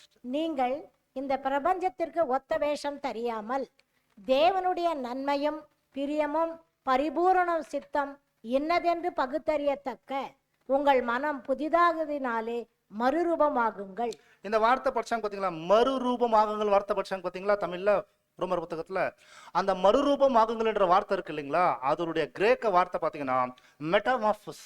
இந்த வார்த்தை தான், அதாவது ஒரு புழு தன்மையிலிருந்து, ஒரு புழு தன்மையிலிருந்து அப்படியே பாத்தீங்கன்னா ஒரு வண்ணத்தின் பூச்சி போல, அதாவது பட்டாம்பூச்சியாக மாறி வரக்கூடிய தன்மை இந்த பட்டாம்பூச்சிக்கு மாற்றம் இல்லாம ரொம்ப பூச்சிகளுக்கு இருக்குது. தேவன் என்ன பண்ணிட்டாரு பாத்தீங்கன்னா, தேவன் செய்கிற செய்கையை எளிமையா புரிஞ்சுக்கிறதுக்காக தேவன் அருமையான விதத்துல கொண்டு வந்திருக்கிறார். பட்டாம்பூச்சி யாரெல்லாம் பார்த்துருக்கிறீங்க? 2 பேரும் கை எடுத்துருக்கேன். அந்த பட்டாம்பூச்சி சின்ன வயசுல சில டைம் விளையாடுற டைம்ல பாத்தீங்கன்னா பட்டாம்பூச்சி எடுத்து விளையாடுவோம். அதுக்கப்புறம் பட்டாம்பூச்சியை கிட்ட போய் பார்க்கும்போது சின்ன ஒரு இலை மேல உட்காந்துருக்கும். கரெக்டுங்களா? ஸ்லைட் தெரியுதுங்களா? பாருங்க, ஒரு சின்ன இலை மேல உட்காந்துருக்கும். சார் அதுக்கு அதோடைய ப்ரோசஸ் பார்த்துடலாம், அவ்வளவுதான். சின்ன ஒரு இலை மேல உட்காந்துருக்கும். அந்த இலை மேல உட்காந்துரு சின்ன ஒரு எக்கு, ஒரு முட்டை மாதிரி இருக்கும். மெதுவா பாத்தீங்கன்னா ஒரு சின்ன புழுவா தோன்றும். ஸ்லைட் எல்லாம் தெரியுதுங்களா? ஒரு சின்ன புழுவா தோணும். அந்த புழு தோன்றதுக்கு அப்புறம் என்ன பண்ண பாத்தீங்கன்னா, அதால முடிஞ்ச அளவுக்கு கவனிங்க, அந்த பட்டாம்பூச்சி ஆகிறதுக்கு முன்னாடி ஒரு புழு ஸ்டேஜ்ல இருக்கும். அந்த புழு ஸ்டேஜ்ல இருக்கும்போது அதோடைய உணவு என்னன்னு கேட்டீங்கன்னா, வெறுமனே அந்த இலைகளை கிரீனா இருக்கக்கூடிய இலையை சாப்பிட்டுட்டே இருக்கும். அவ்வளவுதான். சாப்பிட்டுட்டே இருக்கும். அவ்வளவுதான். எவ்வளவு முடியுமோ அவ்வளோ சாப்பிடக்கூடிய ஸ்டேஜ், அதாவது இந்த ஸ்டேஜ். அப்போ இந்த ஸ்டேஜ் அப்படியே எந்த அளவுக்கு சாப்பிடணுமோ அந்த அளவுக்கு சாப்பிட்டு இருக்கும்போது சொரிகளே, அந்த ஒரு பட்டாம்பூச்சிக்குள்ள அந்த ஒரு சிறகெல்லாம் வர்றதுக்கு முன்னாடி நீங்க பாத்தீங்கன்னா ஒரு புழு மாதிரி தான் இருக்கும். நீங்க எல்லாரும் பார்த்துருப்பீங்க. அந்த புழுங்களுக்கு ரோமம் இருக்கும் பாத்தீங்களா? ரோமம் இருக்கும், சின்ன 2 கண் இருக்கும், அப்புறம் பார்த்தீங்கன்னா முள்ளாத கால் இருக்கும். அது என்ன பண்ணனா கவனிங்க, ஜஸ்ட் மூவ் ஆகிற மாதிரி தான் நம்ம பார்த்துட்டு இருப்போம். அதுக்கான உணவு அந்த கிரீன், அதாவது பச்சை இலைகளை முழுக்க சாப்பிட்டு இருக்கும். அதுதான் அதுக்கான உணவு.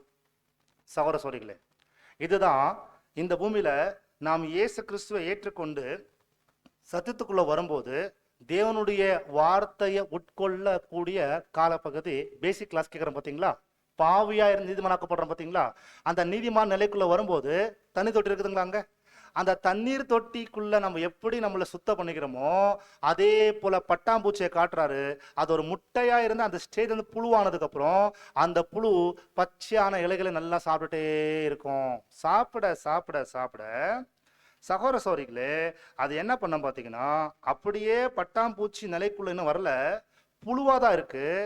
புழுவானது என்ன ஆகும் அடுத்துன்னு பாத்தீங்கன்னா, இப்போ ஒரு மிக முக்கியமான ஸ்டேஜ் கடந்து போகும். புழுவா இருக்கக்கூடிய அது கவனிங்க, இந்த ஒரு ஸ்டேஜுக்கு பாத்தீங்கன்னா வரோம் சார், பார்க்கலாம் இருங்க. அது இன்னும் நல்லா சில ஸ்லைட்ஸ் பார்த்துடலாம். பாருங்க, இந்த ஸ்லைட் பாருங்க. அதாவது அந்த புழு ஸ்டேஜ்ல இருந்து அது பச்சையா இருக்கும்போது அந்த இலைகளை சாப்பிட்டுட்டு இருக்கும். அப்படியே அது என்ன ஸ்டேஜுக்கு போகும் பார்த்தீங்கன்னா, தங்களை அது வளர்ச்சிக்குள்ள கடந்து வரும்போது மெதுவா அந்த விலைகள் சாப்பிடக்கூடிய ஸ்டேஜ் மாதிரி தான் நம்ம சத்தியத்தை கேட்டு வரக்கூடிய காலப்பகுதி, பிரகாரத்தில் இருக்கிற காலப்பகுதி. நெக்ஸ்ட் இது யார் பேசியிருக்கான்னு கேட்டீங்கன்னா, இப்போ பேசிக்கிறது நம்மளுடைய சுயமா பேசிட்டு இல்லை, நம்ம எந்த வனாந்திர புத்தகத்தை படிக்கிறோமோ ஆண்டன் ஃபெர் எழுதியிருக்கிறார். அவரே ஆசாரி கூடாரத்துல இந்த பட்டாம்பூச்சி பத்தி ஒரு தனியா பாடமே எழுதியிருக்கிறார். அந்த காலத்திலேயே நல்லா ரிசர்ச் பண்ணி அதோடைய எல்லா விஷயத்தையும் உள்வாங்கி, நம்ம ரொம்ப சுருக்கமா சொல்ல போறோம், ஆழமா பதிவு செய்திருக்கிறார். பட்டாம்பூச்சி என்பது என்னன்னு கேட்டா, ஒரு மனிதன் இந்த உலகத்துக்குள்ள இருந்து வந்து சத்தியம் கேட்டு தேவனிடத்துல ஞானஸ்தானம் எடுத்து ஒரு மறுபடியும் ஜெனிப்பிக்கப்பட்டு புது சிருஷ்டியாக அவருக்குள்ள புதிய சிறந்தை வளர்ந்து அவர் கிறிஸ்து இயேசுடைய பூர்ண வளர்ச்சிக்குள்ள வளர்ந்து அவர் மறிக்கும் போது இந்த மாம்சம் மண்ணுக்கு போகும், அவருக்குள்ள இருக்கிற அந்த புது சிருஷ்டி பரலோகத்துக்கு போற மாதிரி ஒரு பட்டாம்பூச்சிகள் எதுன்னு காமிச்சுக்கிறான்னு சொல்றாரு. இதெல்லாம் டீட்டெயிலா வந்து ஆண்டன் ஃபெர் எழுதியிருக்கிறாரு சோரசோரிகளே. அதுல நீங்க பாத்தீங்கன்னா அடுத்த ஒரு ஸ்டேஜ், அதாவது இந்த ஒரு இலை சாப்பிட்ற ஸ்டேஜ்ல இருந்து பார்க்கும்போது நெக்ஸ்ட் ஒரு ஸ்டேஜுக்கு போகும். அந்த ஸ்டேஜ் எப்படி இருக்க பார்க்கும்போது சோரசோரிகளே பாருங்க, இந்த நிலையில இருந்து, அதாவது இந்த மாதிரி ஒரு நிலையில இருந்து அப்படி மெதுவா இலைகளை சாப்பிட்டு அது நல்லா வளர்ந்து வரும். இப்போ ஒரு பட்டாம்பூச்சி ஸ்டேஜுக்குள்ள வரும்போது வரதுக்கு முன்னாடி அது எப்படி வரும் பார்த்தீங்கன்னா, ஒரு ஸ்டேஜ் என்ன பாருங்க, இந்த கிரீனா தெரிஞ்சு பார்த்தீங்களா, அதாவது அது கம்ப்ளீட்டா தன்னை வந்து இந்த அவருடைய அந்த புழுவுடைய ஸ்தானத்துல இருந்து இன்னொரு ஸ்டேஜுக்கு போறதுக்கு முழுக்க முழுக்க நீங்க இலைக்கில போய் பார்த்தீங்கன்னா, யாராவது இலையை போய் நீங்க பார்க்கும்போது தெரியும், இங்க இந்த இலை மேல ஒரு புழு இருந்துச்சு, அது எங்க போச்சுன்னு கேட்டீங்கன்னா அடுத்த 2-3 நாள்ல இன்னொரு இலையில அப்படியே தொங்கிட்டு இருக்கும். அதோடைய உருவம் அங்க இருக்காது. பார்த்துருக்கீங்களா? அது எங்க இருக்கும் அப்போ? என்னங்களா? வேற இடத்துல இருக்கும். எங்க இருக்கும்? அதான் அந்த மூடல் பட்ட என்னங்களா, அது அந்த அந்த ஒரு மூடப்பட்ட அந்த ஒரு இதுக்குள்ளதான் பார்த்தீங்கன்னா அது இருக்கும். ஆனா முக்கியமா பார்க்குறோம் பாருங்க, அப்படி மூடப்பட்ட ஸ்டேஜுக்கு போனதுக்கு அப்புறம் நம்ம என்ன நினைச்சிருவோம்னா, இங்க அந்த புழு காண நினைப்பு. சௌரசோரிகளே அதுல ரொம்ப ஒரு விஷயத்தை நம்ம பார்க்க போகும்போது, இந்த புழுவானது இன்னொரு ஸ்டேஜை கடந்து போறதுக்காக செகண்ட் ஸ்டேஜுக்கு வந்திருக்கு. இப்போ என்ன செகண்ட் ஸ்டேஜ்? புழுவா இருந்து உணவெடுத்த ஸ்டேஜ்ல இருந்து அப்படியே பார்க்கும்போது இப்போ பட்டாம்பூச்சி நிலையை எடுக்கிறதுக்கு முன்னாடி அது தன்னை மறைத்து கொண்டு உள்ளக்குள்ள ஒரு மிகப்பெரிய மாற்றத்தை கொண்டு வருவதற்கான ப்ரோசஸ்க்குள்ள இருக்கு. ஆனா வெளியிருந்து பார்த்து எப்படி இருக்கு? எல்லாருக்குமே பார்க்கும்போது ஏதோ ஒரு கூண்டு மாதிரி இருக்கு. அந்த கூண்டுக்குள்ள ஏதோ ஒரு பச்சையா இருக்குது, வெளியே தெரியுதா? அதான் தெரியும். இதுதான் உலக மனிதர்களுக்கும் நமக்கும் பட்டாம்பூச்சியை பார்க்கும்போது தெரியும். அதாவது பட்டாம்பூச்சின்ற அந்த ஒரு செகண்ட் ஸ்டேஜை பார்க்குறோம். அது பியூப்பா ஸ்டேஜ்னு சொல்றாங்க. அதை பார்த்தீங்கன்னா இந்த ஒரு ஸ்டேஜ்ல சௌரசோரிகளே, இந்த ஒரு ஸ்டேஜ்ல எல்லாரும் பார்க்கும்போது எப்படி அந்த ஒரு கூண்டுக்குள்ள இருக்கிற மாதிரி காணப்படுகிறதோ, இந்த ஸ்டேஜ் தான் நாம் ஆசாரி கூடாரத்தில் எங்க பார்க்குறோம் பார்த்தீங்கன்னா, ஆசாரி கூடாரத்தில் பார்த்துருக்கிற அந்த பகுதி, அதுதான் மிக முக்கியமானது ஒன்று. மகா பரிசுத்தமான ஸ்தலத்துக்கு முன்னாடி வரக்கூடியது பரிசுத்த ஸ்தலம். புரியுதுங்களா? பரிசுத்த ஸ்தலத்தில் தேவனுடைய சூரிய வெளிச்சம் கிடையாது. அது மூடப்பட்ட நிலை. அது அதாவது ஆவினால் ஜெனிப்பிக்கப்பட்ட நிலை. அந்த ஆவினால் ஜெனிப்பிக்கப்பட்டு யார் இருக்காங்களோ உலகத்தாருக்கு இவங்களுடைய வாழ்க்கை என்ன நடக்குதுன்னு தெரியாது. கரெக்டுங்களா? உள்ளக்குள்ள எதுக்காக வாழ்ந்துட்டு இருக்கோம், நம்ம எங்கே போறோம், எங்கே வரோம், நம்முடைய வாழ்க்கையுடைய நோக்கம் என்ன, எதுவுமே உலகத்தாக தெரியாது போல அந்த அந்த ஒரு ஹோலி பிளேஸ்ல வாழ்ற அந்த வாழ்க்கையை தேவன் எங்க வச்சிருக்காரு பாத்தீங்கன்னா, ஒரு பட்டாம்பூச்சியாக வருவதற்கு முன்பாக அந்த புழு அந்த கூண்டுக்குள்ளவே ஒரு மெட்டாமார்போ, புரியுதுங்களா? மெட்டாமார்பனா ஒரு மிகப்பெரிய ஒரு உருவத்தை எடுப்பதற்காக ஒரு வேலை போயிட்டு இருக்கிற அந்த ஸ்தானம் தான் அந்த பியூப்பா மூமெண்ட், அந்த ஸ்டேஜ் தான். அந்த ஸ்டேஜ்ல என்ன செய்திடக்கூடாது சொல்லுங்களேன். நம்ம ஏற்கனவே எல்லாமே பார்த்து வந்திருக்கிறோம். பட்டாம்பூச்சி அந்த ஸ்டேஜ்ல ஒரு கூண்டுக்குள்ள அப்படி இருக்கும்போது, அதாவது இந்த ஸ்டேஜ்ல இருக்கும்போது நாம் என்ன செய்திடக்கூடாது சரஸ்வரிகளை சொல்லுங்களேன். இந்த ஸ்டேஜ்ல இருக்கும் நம்ம என்ன செய்திடக்கூடாது சொல்லுங்க, சத்தமா சொல்லுங்களேன். அதான் நம்ம என்ன செய்யக்கூடாதுன்னு சொல்றேன், பொதுவாகவே கேட்கிறேன். பட்டாம்பூச்சி ஒரு கூண்டை நீங்க பாத்தீங்கன்னா நம்ம என்ன செய்திடக்கூடாதுன்னு கேள்வி கேட்டுக்கிறோம்.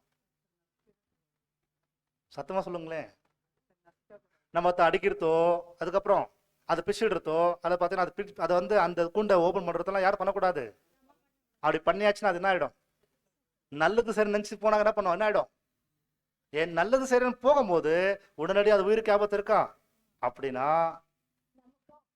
அதே போல அவங்கவுங்க வாழ்க்கையில வரக்கூடிய அவங்களுடைய சொந்த எக்ஸ்பீரியன்ஸ் கிறிஸ்துக்குள்ள வளர்ந்து வரும்போது நான் அவங்க ஆபத்துல இருந்து காப்பாற்றுன்னு சொல்லி முயற்சி பண்றதுக்கு நான் போயிடக்கூடாது. ஏன்னு பார்த்தீங்கன்னா ஒவ்வொருத்தருக்கும் ஒவ்வொரு எக்ஸ்பீரியன்ஸ் கொடுத்து தேவன் இப்படிதான் அவங்க வளர்ந்து வரணும்னு முடிவு பண்ணி இந்த பாதையில அவங்கள உருவாக்கிட்டு வரணும்னு தேவன் முடிவு பண்ணும்போது அதுல நீங்க அவசரப்பட்டு எந்த டிசிஷன் எடுத்துறாதீங்க. கர்த்தருக்காக காத்திருந்து அந்த சகோதர சகோதரர்களுக்காக நீங்க ஜெபத்தை ஏறெடுத்து கொண்டே இருங்க.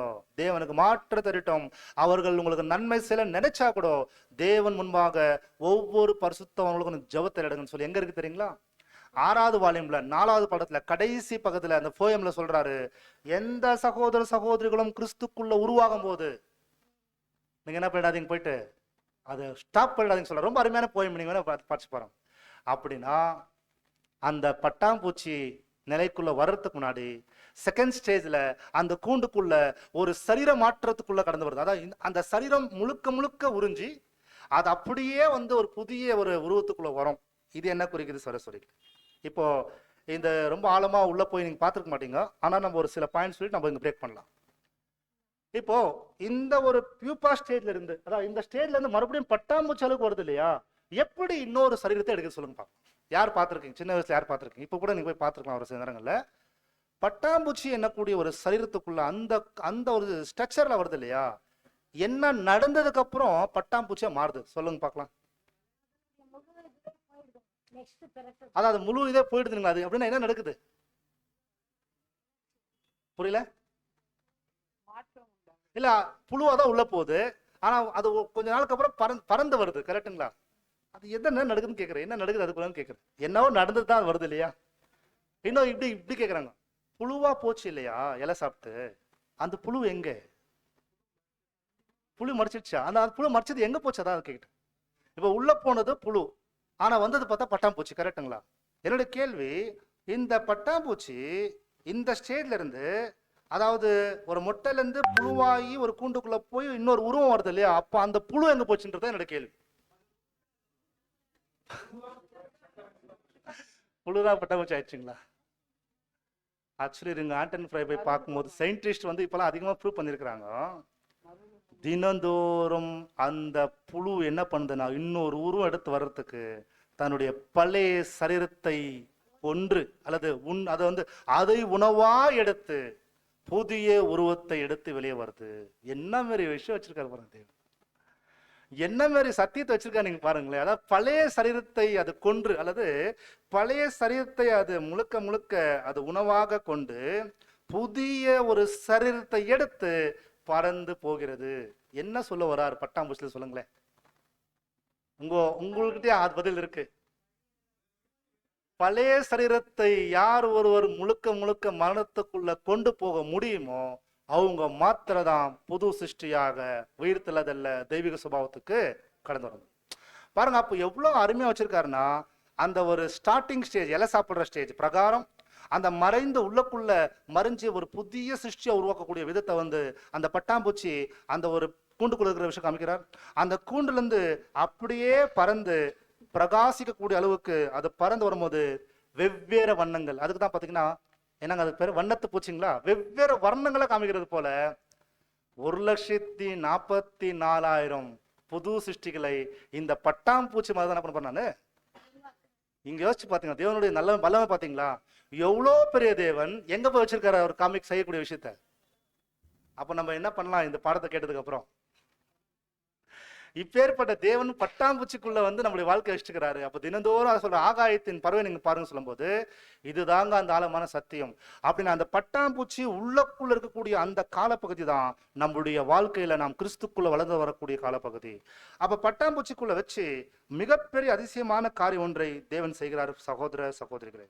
அப்படின்னா இந்த பட்டாம்பூச்சி அந்த கூண்டுக்குள்ள இருக்கிற அந்த காலம் வரைக்குமே அது ஒன்றை மாற்றம் செய்யணும். கரெக்டுங்களா? பட்டாம்பூச்சின்னு சொல்றேன். அந்த புழு அந்த கூண்டுக்குள்ள இருக்கிற வரைக்கும் அது ஒன்று மாற்றம் செய்தா மாற்றமே பட்டாம்பூச்சியா மாற முடியும். கரெக்டுங்களா? அதோடைய மாம்சத்தை அதை முழுக்க முழுக்க என்னங்களா கொன்று அல்லது அதை அதை உணவா எடுத்து அதை பட்டாம்பூச்சியா மாறுவதற்கான ப்ரோசஸ் அதை மாற்றம் செய்யணும். பைபிள்ல வசனம் இருக்கா? இந்த புது சிருஷ்டிகள் ஆவினால் ஜெனிமிக்கப்பட்டங்க பரிசுத்த ஸ்தலத்துல இருக்கிறாங்க. அந்த பரிசுத்த ஸ்தலத்தில் இருக்கிற சகோதர சகோதரிகள் ஒன்றை மாத்திரம் செய்தா அந்த நிலையை பெற்றுக்கொள்ளலாம். பைபிள்ல பேசப்பட்டிருக்கா? அப்போஸ்தலன் பவுல் சொல்றார். பிலிப்பியர் 3ஆம் அதிகாரம் 13ஆம் வசனம். பிலிப்பியர் 3ஆம் அதிகாரத்துல 13ஆம் வசனத்துல அப்போஸ்தலன் பவுல் சொல்ற வசனம் வாசிக்கலாம், வாசிங்க. பிலிப்பியர் 3ஆம் அதிகாரம் 13வது வசனம். சகோதரரே, அதை பிடித்து கொண்டேன் என்று நான் எண்ணுகிறதில்லை. ஒன்று செய்வேன், பின்னானவைகளை மறந்து முன்னானவைகளை நாடி கிறிஸ்து இயேசுவுக்குள் தேவன் அழைத்த பரம அழைப்பின் பந்திய பொருளுக்காக இலக்கை நோக்கி தொடருகிறேன். நான் ஒன்று செய்கிறேன், அதுதான் அந்த கான்செப்ட். ஆவினால் ஜனிப்பிக்கப்பட்டவங்களுடைய வாழ்க்கை பரிசுத்த ஸ்தலத்தில் காணப்படுகிறது. அப்படி காணப்படக்கூடிய அந்த வாழ்க்கையை பட்டாம்பூச்சியின் கூண்டுக்குள்ள, அதாவது புழு வளர்ந்து வரக்கூடிய விதத்துல வச்சிருக்கிறார். அந்த புழுவானது எப்படி பட்டாம்பூச்சியை மாறுவதற்கு தன் பழைய சரீரத்தை உறிஞ்சி எடுத்து ஒரு புதிய உருவமா பறந்து வருகிறதோ, அதே போல ஒரு புதிய சிருஷ்டி சகோதரருடைய வாழ்க்கையில இந்த வருடத்துல இந்த நாள் என்பது என்னுடைய கடைசி நாளா இருக்கணும். நான் ஒவ்வொரு நாளும் நான் ஒன்றை மாற்ற செய்கிறேன். நேத்து நடந்ததை நான் மறக்கிறேன். அதாவது ஒன்றை செய்கிறேன், நான் பின்னானவைகளை மறந்துனா, நேத்து பலவீனத்துல இருந்தேன், நான் அற்பமா தான் இருந்தேன், பலவீனத்துல சில சோர்ந்து போயிட்டேன், சில விஷயங்கள் நான் தவறு செய்திருக்கிறேன், ஆனால் அதை நான் விட்டுடுறேன்.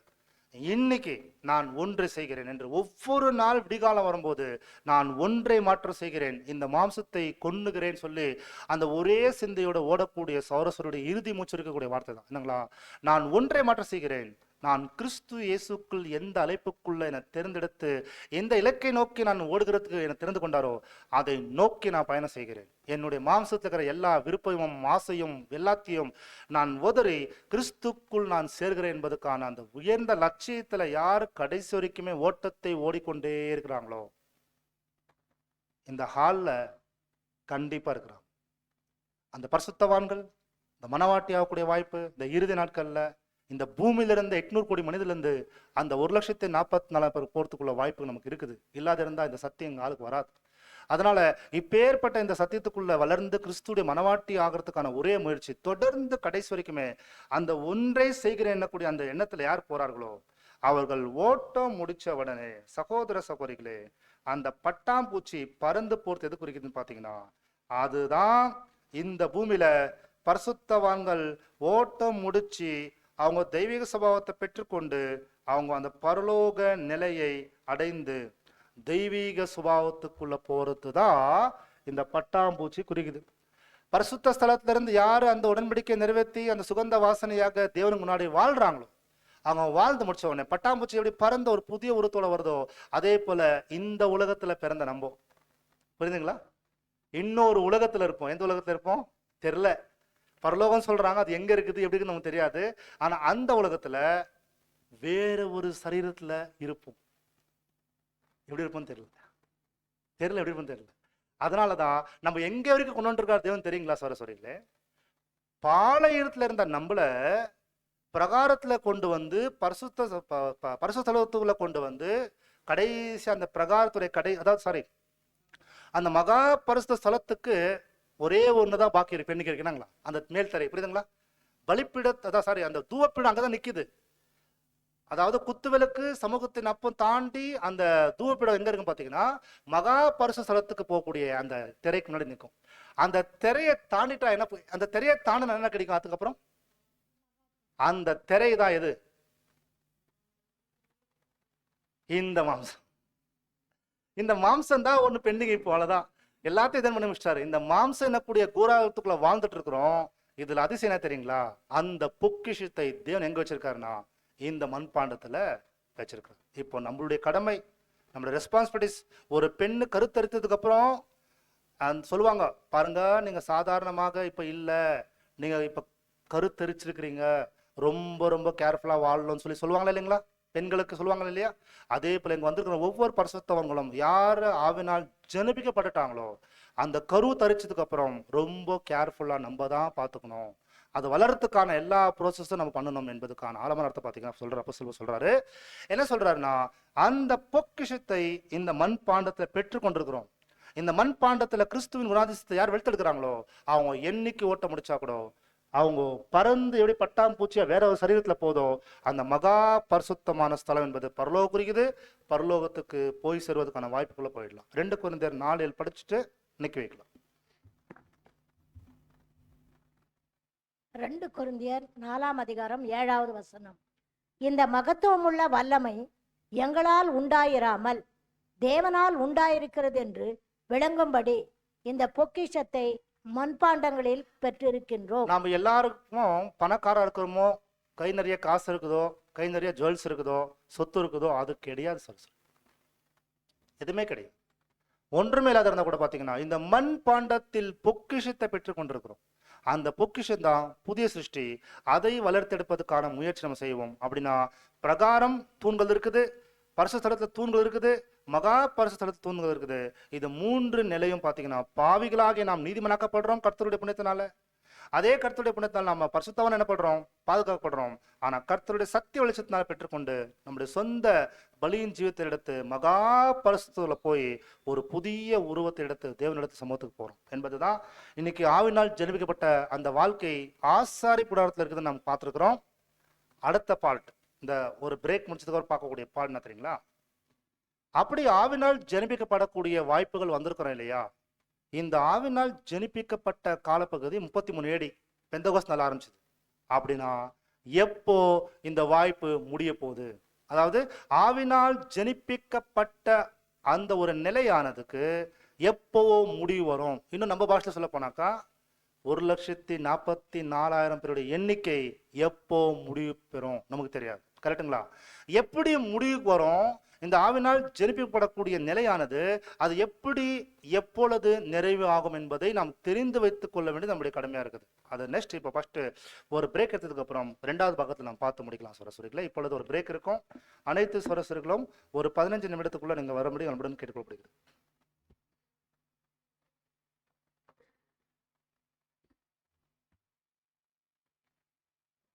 பிரேக் இருக்கும். ஒரு 15 நிமிடத்துக்கு அப்புறம் நீங்க வந்துருங்க.